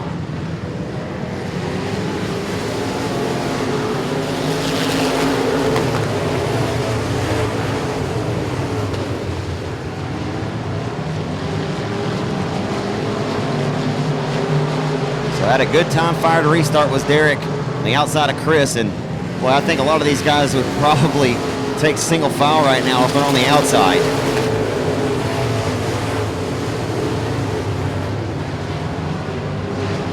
As the grind continues, as they work into turn number 3. Still the fastest time turn in this race is by Shane Hebert, as Chris has closed in on him at times, but has never eclipsed that lap mark. As Chris's best time in this race. Wait a minute. We got 5 to go this time by.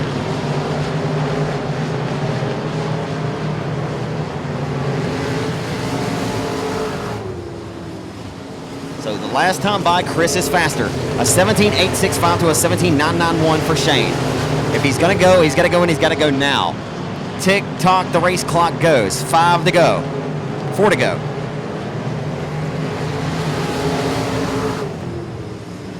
Four laps to go as they hustle into turn number 1. Well, Chris Hennigan, where will he do it if he is to make a move on the 9 of Shane? Shane continues to try to hold him at bay. Chris keeps searching.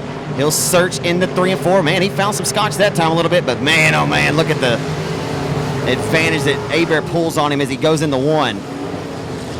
Hennigan able to pick up the slack that Hebert puts on him, but just as he rolls it too deep off there to the outside, he loses it. But look how the drive he gets there that time in the 3 and 4. 2 laps to go this time by for Shane Hebert. They'll hustle into 1. Anything at this point, if the 9 car doesn't cross underneath first, underneath the checkers, would be an absolute heartbreak. Hennigan is trying to close in. Here he comes. The white flag is out. The final quarter-mile trip around the legendary Boothill Speedway. The oldest operating dirt oval in the state of Louisiana since 1973 here for the Mike Parker Memorial. The winner last year, trying to go back-to-back, but he's going to have to make a final corner pass of Shane Hebert. He'll drive it deep off in the 3 and 4. He'll try to diamond off the exit. He won't be able to find it. A perfect weekend sweep for Shane Hebert. Shane Hebert, your $5,000 Mike Parker Memorial Limited Modified winner.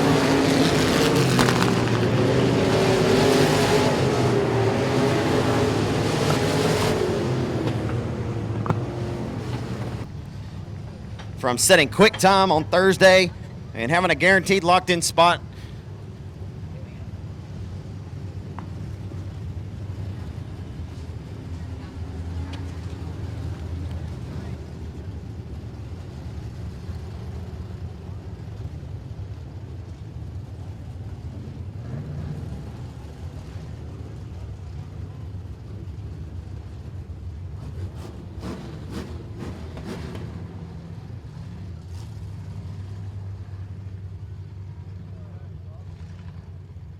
So getting ready to climb out of the Argar Incorporated B&D Motorsports Express chassis nom. He can hear you, race fans. Give it up for Shane Hebert in car number 9.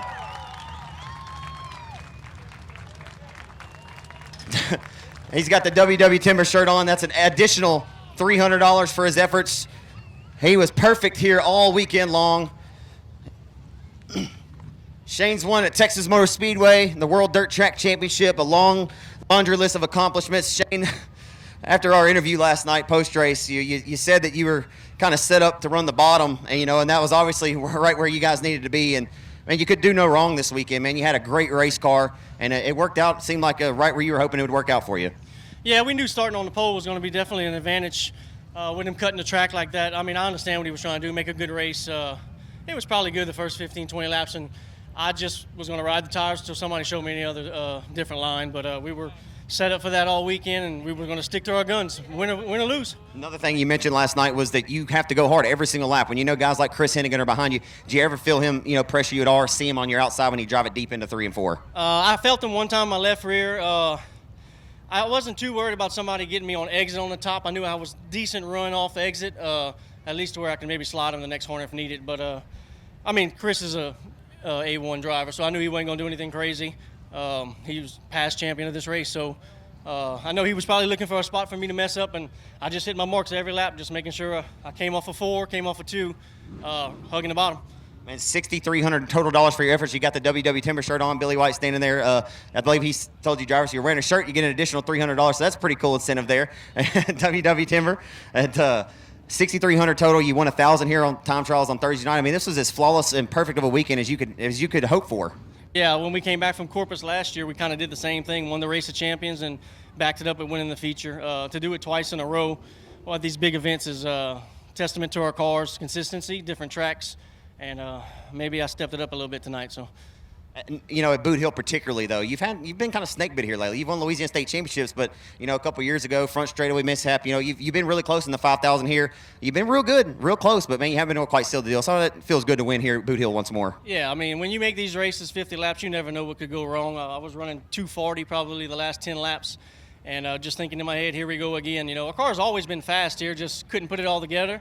And this weekend we finally put it all together. Absolutely, man. Let's hear about all the great sponsor supporters on this number 9 machine. I'd like to thank AARE Engines. Engine ran flawless all weekend.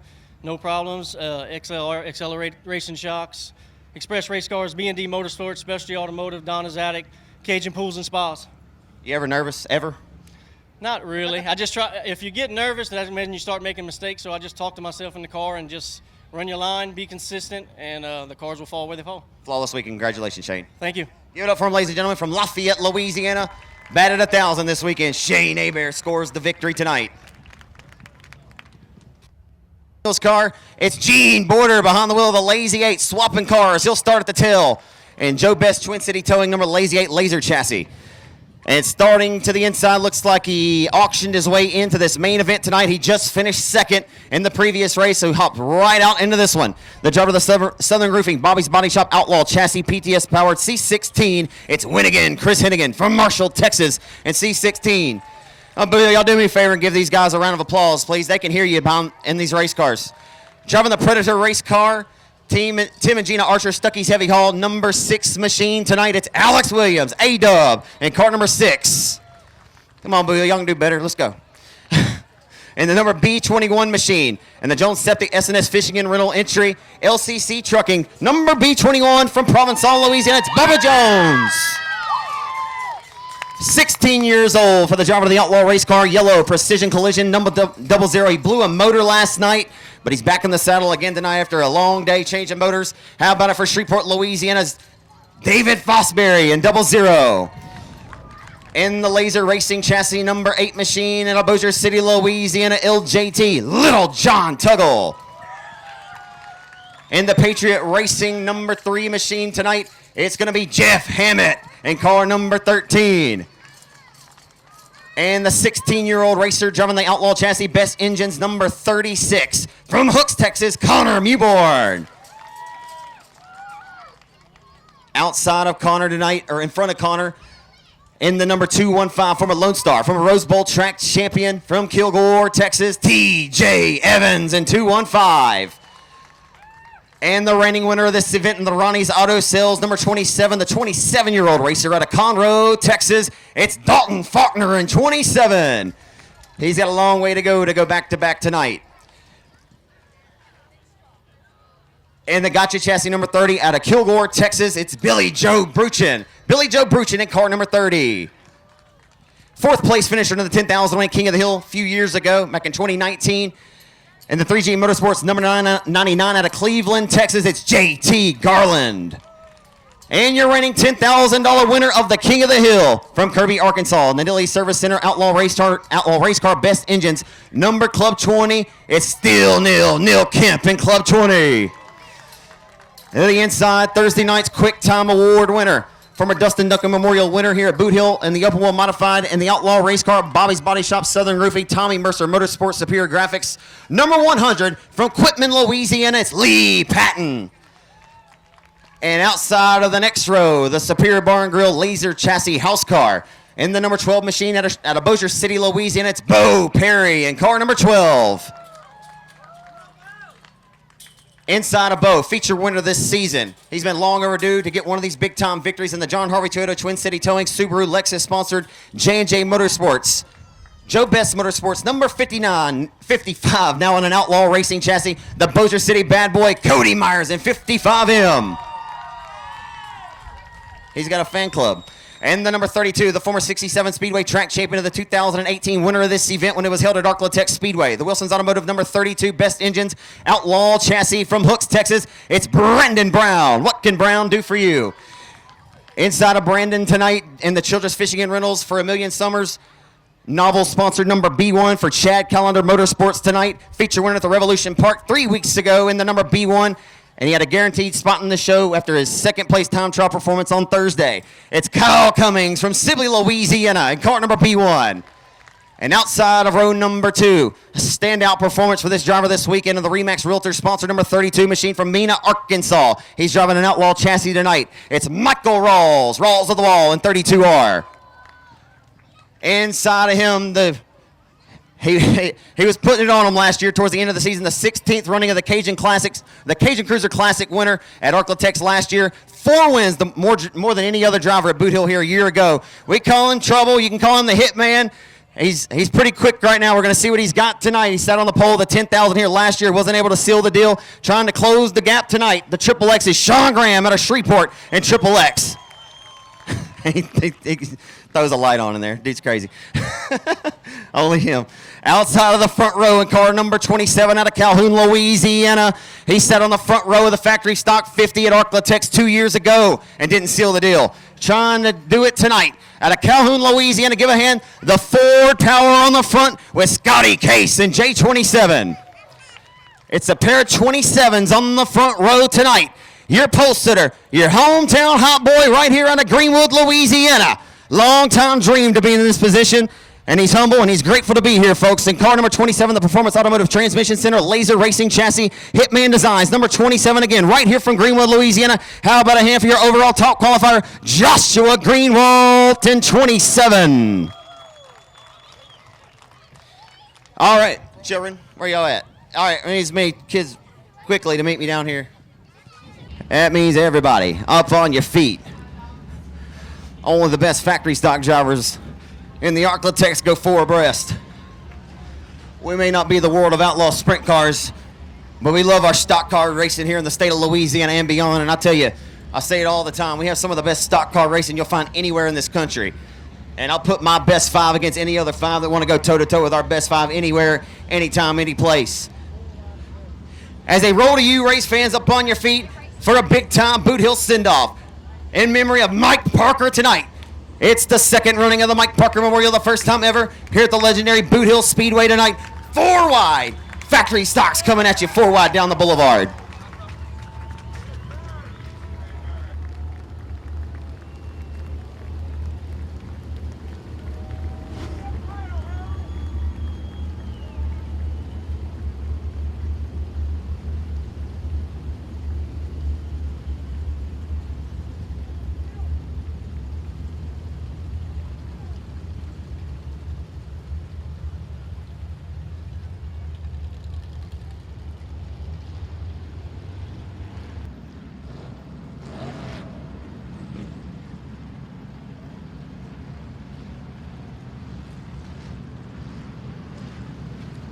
Greenwood, Louisiana's own Josh Greenwald.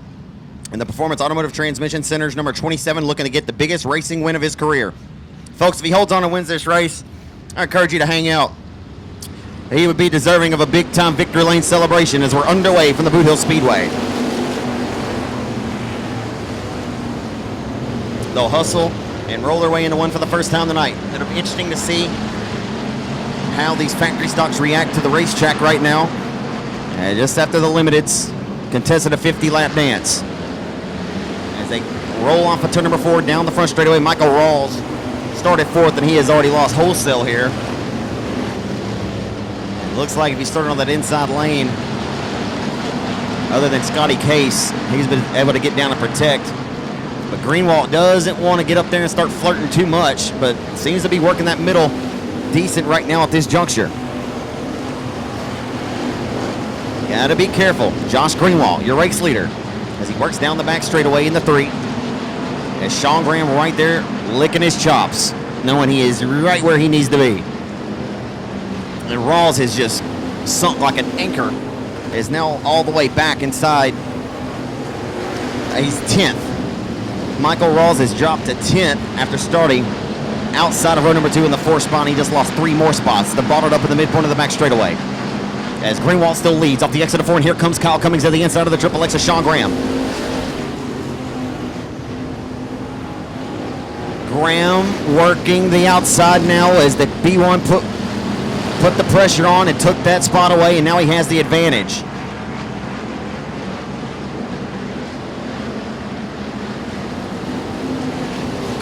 Caution flag comes out.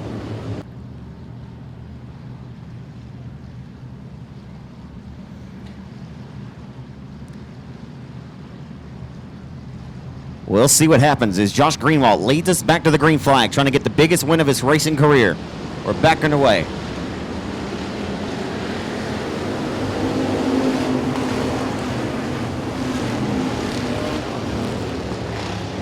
The underdog, Josh Greenwald, leads him down the back straightaway into 3.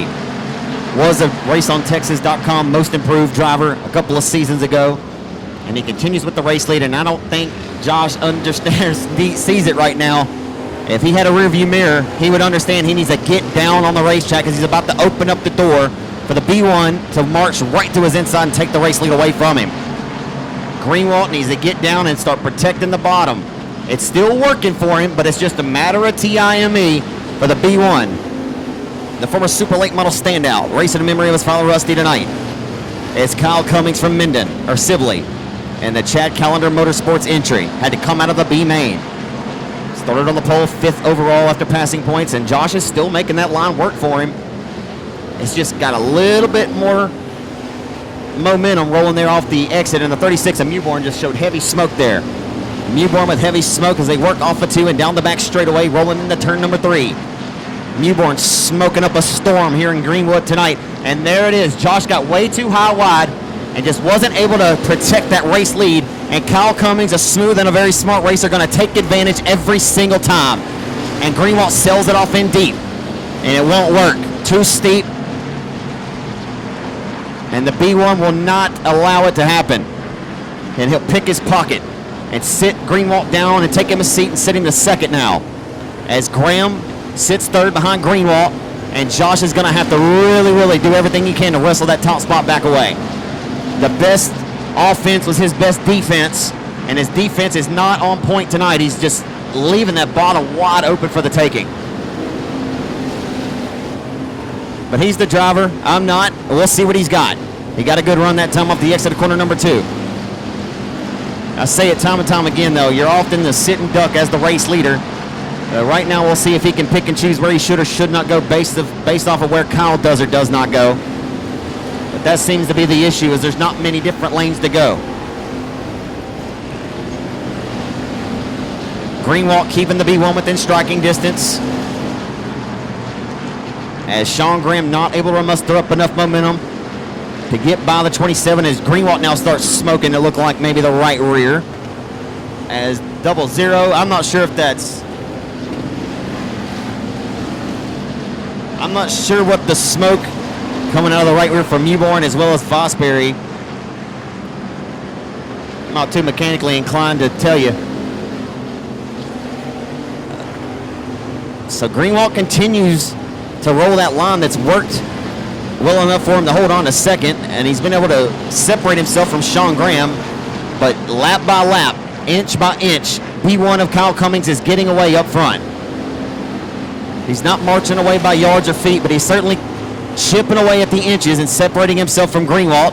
And just as I say it, Josh makes a liar of me as he picks up a little bit of the slack on the B1 of Kyle Cummings. I'll tell you what, Josh might very well find the line that no one else is able to, but off of 4, it's a killer. Cummings too good. We'll look back here at 3rd and 4th for a moment as they're going at it. Bo Perry rolling off the exit of 2. Looking, peeking to the inside of the Triple X is Sean Graham. Everybody married to the hub of the racetrack tonight. Couldn't go any lower than a mudcat in the Mississippi River. The 12 of Bo Perry searching underneath the Triple X rocket. Graham will slam the door shut as they hustle off the exit of 2. Scotty Case, outside pole sitter, has faded in this one as Vosberry once more to the infield in 00. To the inside goes Bo Perry. Can't get the job done. Got a little sidestep there. Myers and 55 will look to take advantage. Lap traffic was up in front in the form of the 30 of Bruchin, and no harm, no foul. Cummings will get by, as well as Greenwald and the rest of the field as they roll off the exit of 4. It's Kyle Cummings, your race leader. 33 laps to go here at the Boothill Speedway in the second running of the Mike Parker Memorial.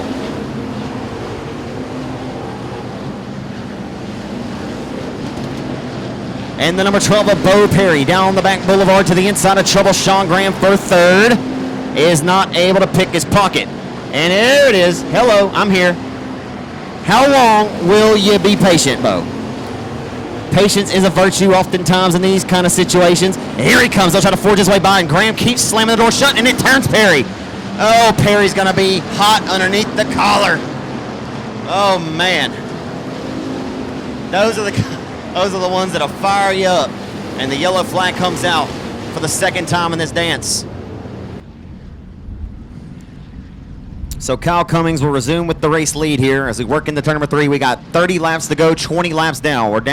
We've put down a regular 20-lap Saturday night main event as we got another 30 to go in distance. And B1, a Sibley's Kyle Cummings puts his foot to the floorboard. We're back underway at the hill. All kinds of wild stuff going on the restart. And Faulkner just drove up in the race car with the 27 a case. That was nasty. And we'll somehow keep going, but the Club 20 and Neil Kemp is being pushed down.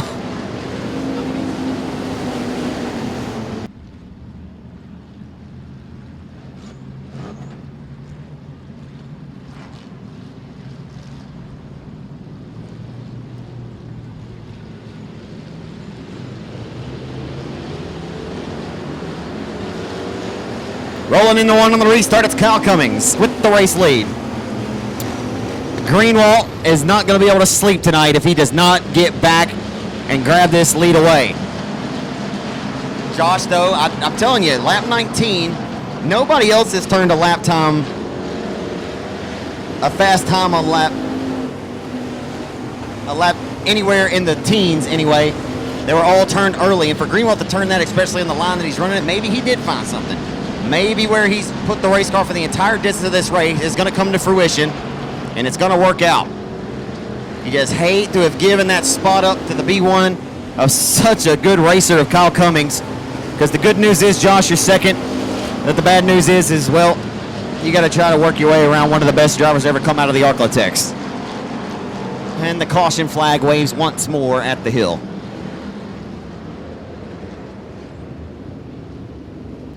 Maybe that's a good omen for Josh Greenwald in car 27. 27 to go. We'll see if 27 can find something, as it's all B1 all the time. Back underway at Boot Hill in your 50-lap factory stock 5,000 to win main event. Cody Myers trying to peek his nose inside of the top 5 now. In the top 4, as he just relegated Brandon Brown, and here comes Faulkner. The reigning winner of this event, Dalton Faulkner, has worked his way up to 5th now, as here comes Case rolling to the inside, and Case getting up into Brandon Brown. Oh my goodness, and now little John Tuggle with nowhere to go, and he's got B21 of Bubba Jones hooked to him, and now Jones will slide his car stopped right here facing us on the front straightaway. They'll stay on the green. Nope, the yellow comes out. It's been a tough one. Saving the best for last. I will tell you, folks, in 2017, Neil Kemp made a final corner pass to Lee Carver, and there wasn't a whole lot of lanes to choose from, but he made it work. You never know what's going to happen until what they say, that lady sings. There's just all kinds of craziness going on these restarts. Lots of beating and banging, a lot of bumpers. And business is going to have to settle down a little bit, and we're going to keep going back. As they say, cautions breed cautions.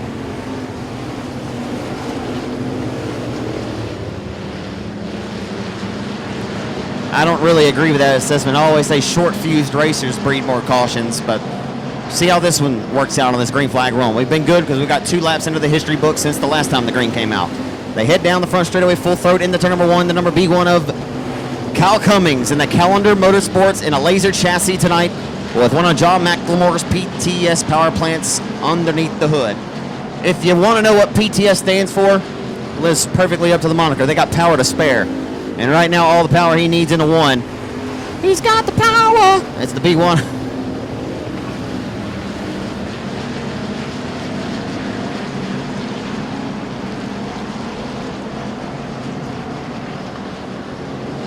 All silly stuff and jokes aside, Kyle Cummings has put himself in a great position.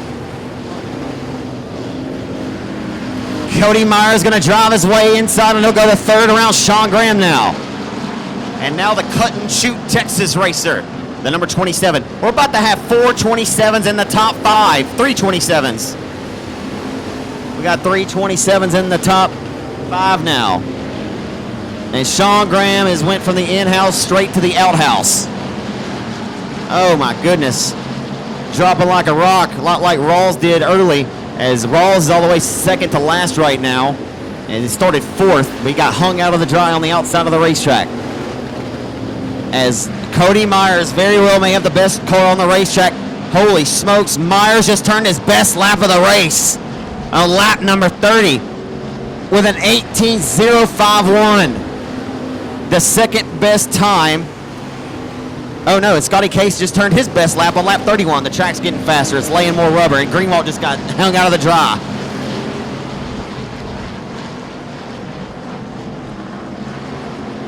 Tough break for Josh Greenwood. You gotta feel for him, and you hate to see it. On the way to Elvis Presley Boulevard, directly to the heartbreak. That big fish out front of Kyle Cummings from a bird's eye view. But don't forget, folks, a bird in the hand is worth 2 in the bush. We're about to find out as we go back to the green flag. But I don't think Cody feels like he has anything to lose if he tries to make something happen on the B1 of Cummings. He's driven his way out of one of the Bs tonight. Myers with a flawless effort to this juncture. Man, oh man. Knocking the back door of the 55 off there for a moment. The 27 of Case, who has got the left side of that race car wadded up. Gonna have to put some new sheet metal on it this week.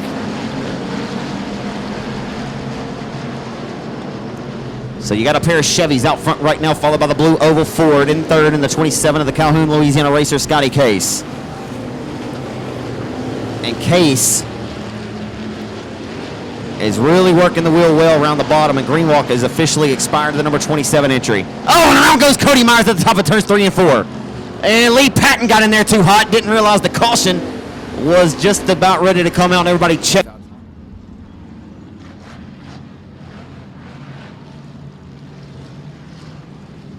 What you gonna do when they come for you? Alrighty, ladies and gentlemen, we're about ready to go back to the green flag here and to the task at hand here at the Boothill Speedway. And the B1 of Kyle Cummings leads us back to the green flag, and Scotty Case has got the best on the restart of the 27 of Faulkner. So the battle of 27s. And Scotty Case has a good hot rod right now. He'll be replacing the body this week, so he has nothing left to lose. As this has turned into a bang-banger race here. If you leave this one and don't have to replace any sheet metal this week, then you're done good. As they work down the back straightaway, the turn number 3, Little John Tuggle's now expired. The 8 car, and he is DONE, stick, a fork, and tuggle. as Case is starting to pick up some slack on the number B1 at Cummings. Kyle Cummings trying to use lessons learned from his father tonight.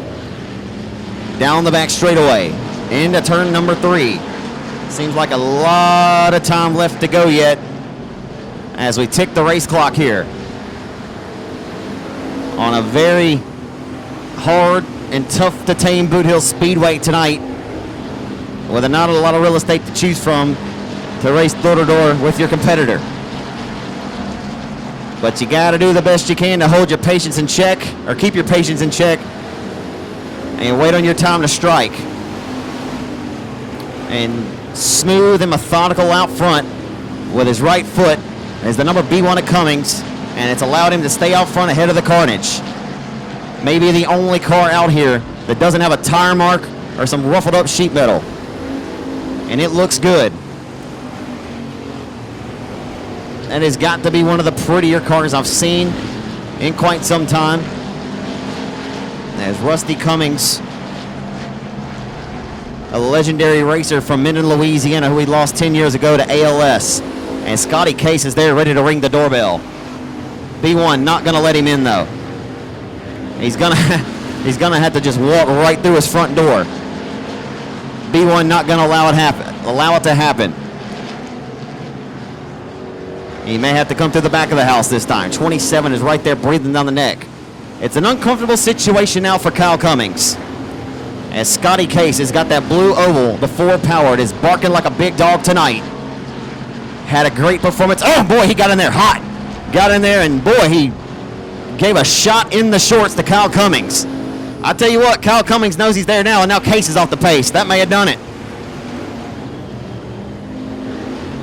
So Scotty Case, he said, well, I better had go in there and... Cody Scoggins to the tower. I need Cody Scoggins to the tower, please. We're backing away, and they hustle into one, and Lee Patton's up to third. Lee Patton driven his way to third.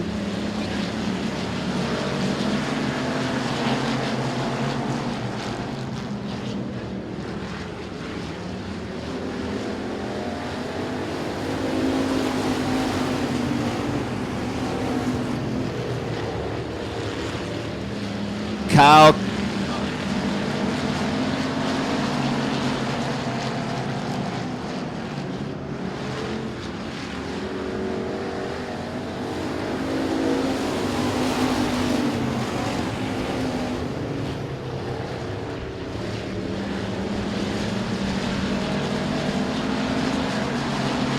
as Lee Patton has driven his way up to third, as Ryan Harris is in the 4 spot. Fifth is the 215 of TJ Evans, as Kyle Cummings has really gotten away as there's 5 laps to go now.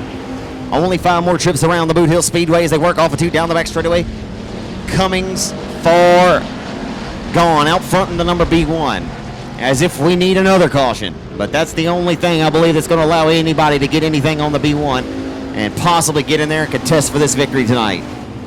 As once the B1 of Cummings got around the 27 of Greenwood, it's been a long, tough road for anyone to get a march to his back bumper. Case had a shot and gave him a shot in the shorts, let him know he was there, but it was only 1 lap later that the 27 expired his entry at the top of turns number 1 and 2. And it's been the ensuing restart here, where we find the next time by being 2 more trips around the Boothill Speedway for Sibley, Louisiana's Kyle Cummings. 2 trips.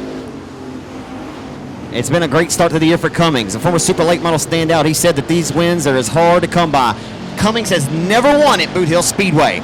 Said he was so close to winning a Louisiana State Dirt Track Championship, but Tippy Bickham, who started dead last, drove by him and passed him just at the flag stand and ripped his heart out of his chest. But tonight, the driver and the tribute paint scheme to his late great father, we lost to ALS, and the Callender Motorsports.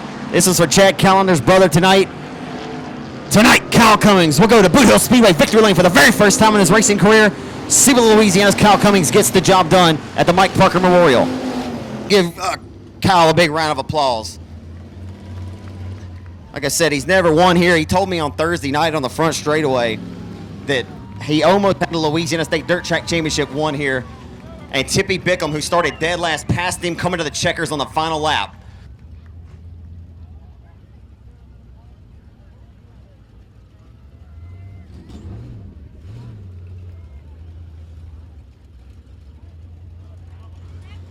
Not sure how many of you fans ever saw his father, Rusty, race or win a race around the Arklatex, but that paint scheme or wrap this year is a dedication to his father, who we lost to ALS. Come on. So getting ready to climb out of the Calendar Motorsports Children's Fishing and Rentals for a million summers. Here he comes, race fans. Get up for the B1 from Sibley, Louisiana. Cummings in B1.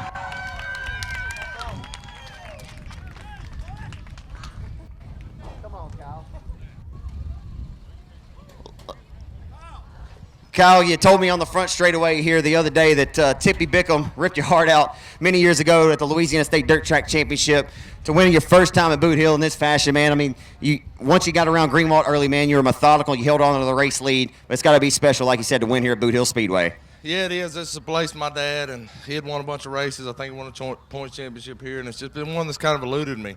So to get a big win like this here, man, it feels great. Man, I can't thank these people right here enough. Chad Callender, Debbie Callender, my wife, my son, Luke, his whole family, Sweet Pea. I mean, gosh, dog. Chad Callender, Callender's Auto, Hunter's Paint Body, Children's Fishing and Rental, Mel Smith Marine, J&J Motorsports. We was on the phone with Jody right before we pulled out for this feature. So, you know, man, this feels good. Yeah, to be sitting tied for fourth overall in passing points last night, and had to come out of that B, man. You had to really race your way into the show tonight. You had to do a little bit extra racing. You know, I mean, you still had a good starting spot, and you had to be methodical. Like I said, I think this played right into your wheelhouse tonight. I mean, all of them nice to see you right around those bottom tires around Champion Park. I mean, this very well seemed to play in your favor tonight. Yeah, it did. Man, I wish there was some other way around the way we qualified the top four, and we was all tied for fourth. There was three of us, but that's I don't know. It is what it is, but the track, I mean, it was around the bottom. I don't know how close. I seen the nose a time or two, but, man, this feels good. Were you surprised that Josh was running a line a little bit like a half a lane up on the racetrack early? I'm not sure that he knew that he needed to be down just a little bit more. Were you kind of surprised he left it open like that for the taking early? Yeah, I was. I saw him when I was running in third there behind Graham, and I noticed he was leaving a little bit open. And I was like, if I can ever get to him, I'll get around him. But you know, I figured once I showed him the nose, he would shut the door, but I think I got to him quick enough before he really made that decision to commit to the bottom. And, man, I couldn't hear him real good on them race receivers, and they were telling cars to get to the infield, and I thought they were saying caution, so I decided to let off. I was, you know, it just wasn't real clear, but, man, I appreciate all you fans coming out. Glenn with Laser Race Cars, he builds a tough car, so you know, we've constantly been picking at this thing, and I knew it wouldn't be long before we get one of these big wins with this car. Chad, he puts everything into this. I can't ask no more out of him. He puts the best equipment on this deal, and that's why we're sitting here right now. Yeah, it's got to, you know, still special for Chad's brother, and like you said at the Rev, man, when you won there a few weeks ago, you know, it's always special. To park this scheme in Victor Lane here at Boothill, like you already mentioned your dad, you know, this wrap, if you folks haven't seen it, you look at it in detail, it's real special, man. Like, this is for Chad's brother and for your dad tonight, man, and for your first one here at Boothill, man. It's got to be cool. Yeah, man. Thank you, Zach. We appreciate it. Absolutely. Did you get a chance to thank everybody, you know, all your sponsors and everybody? I hope so. I don't know who I'm missing. Chad, am I missing anybody? Chad, am I missing anybody? No. John Mack, PTS Racing. Heart to spare. Yeah, that's right. There he is, folks. First time feature winner of Boothill Speedway. He's well accomplished. It's Kyle Cummings from Sibley, Louisiana. Here's an interesting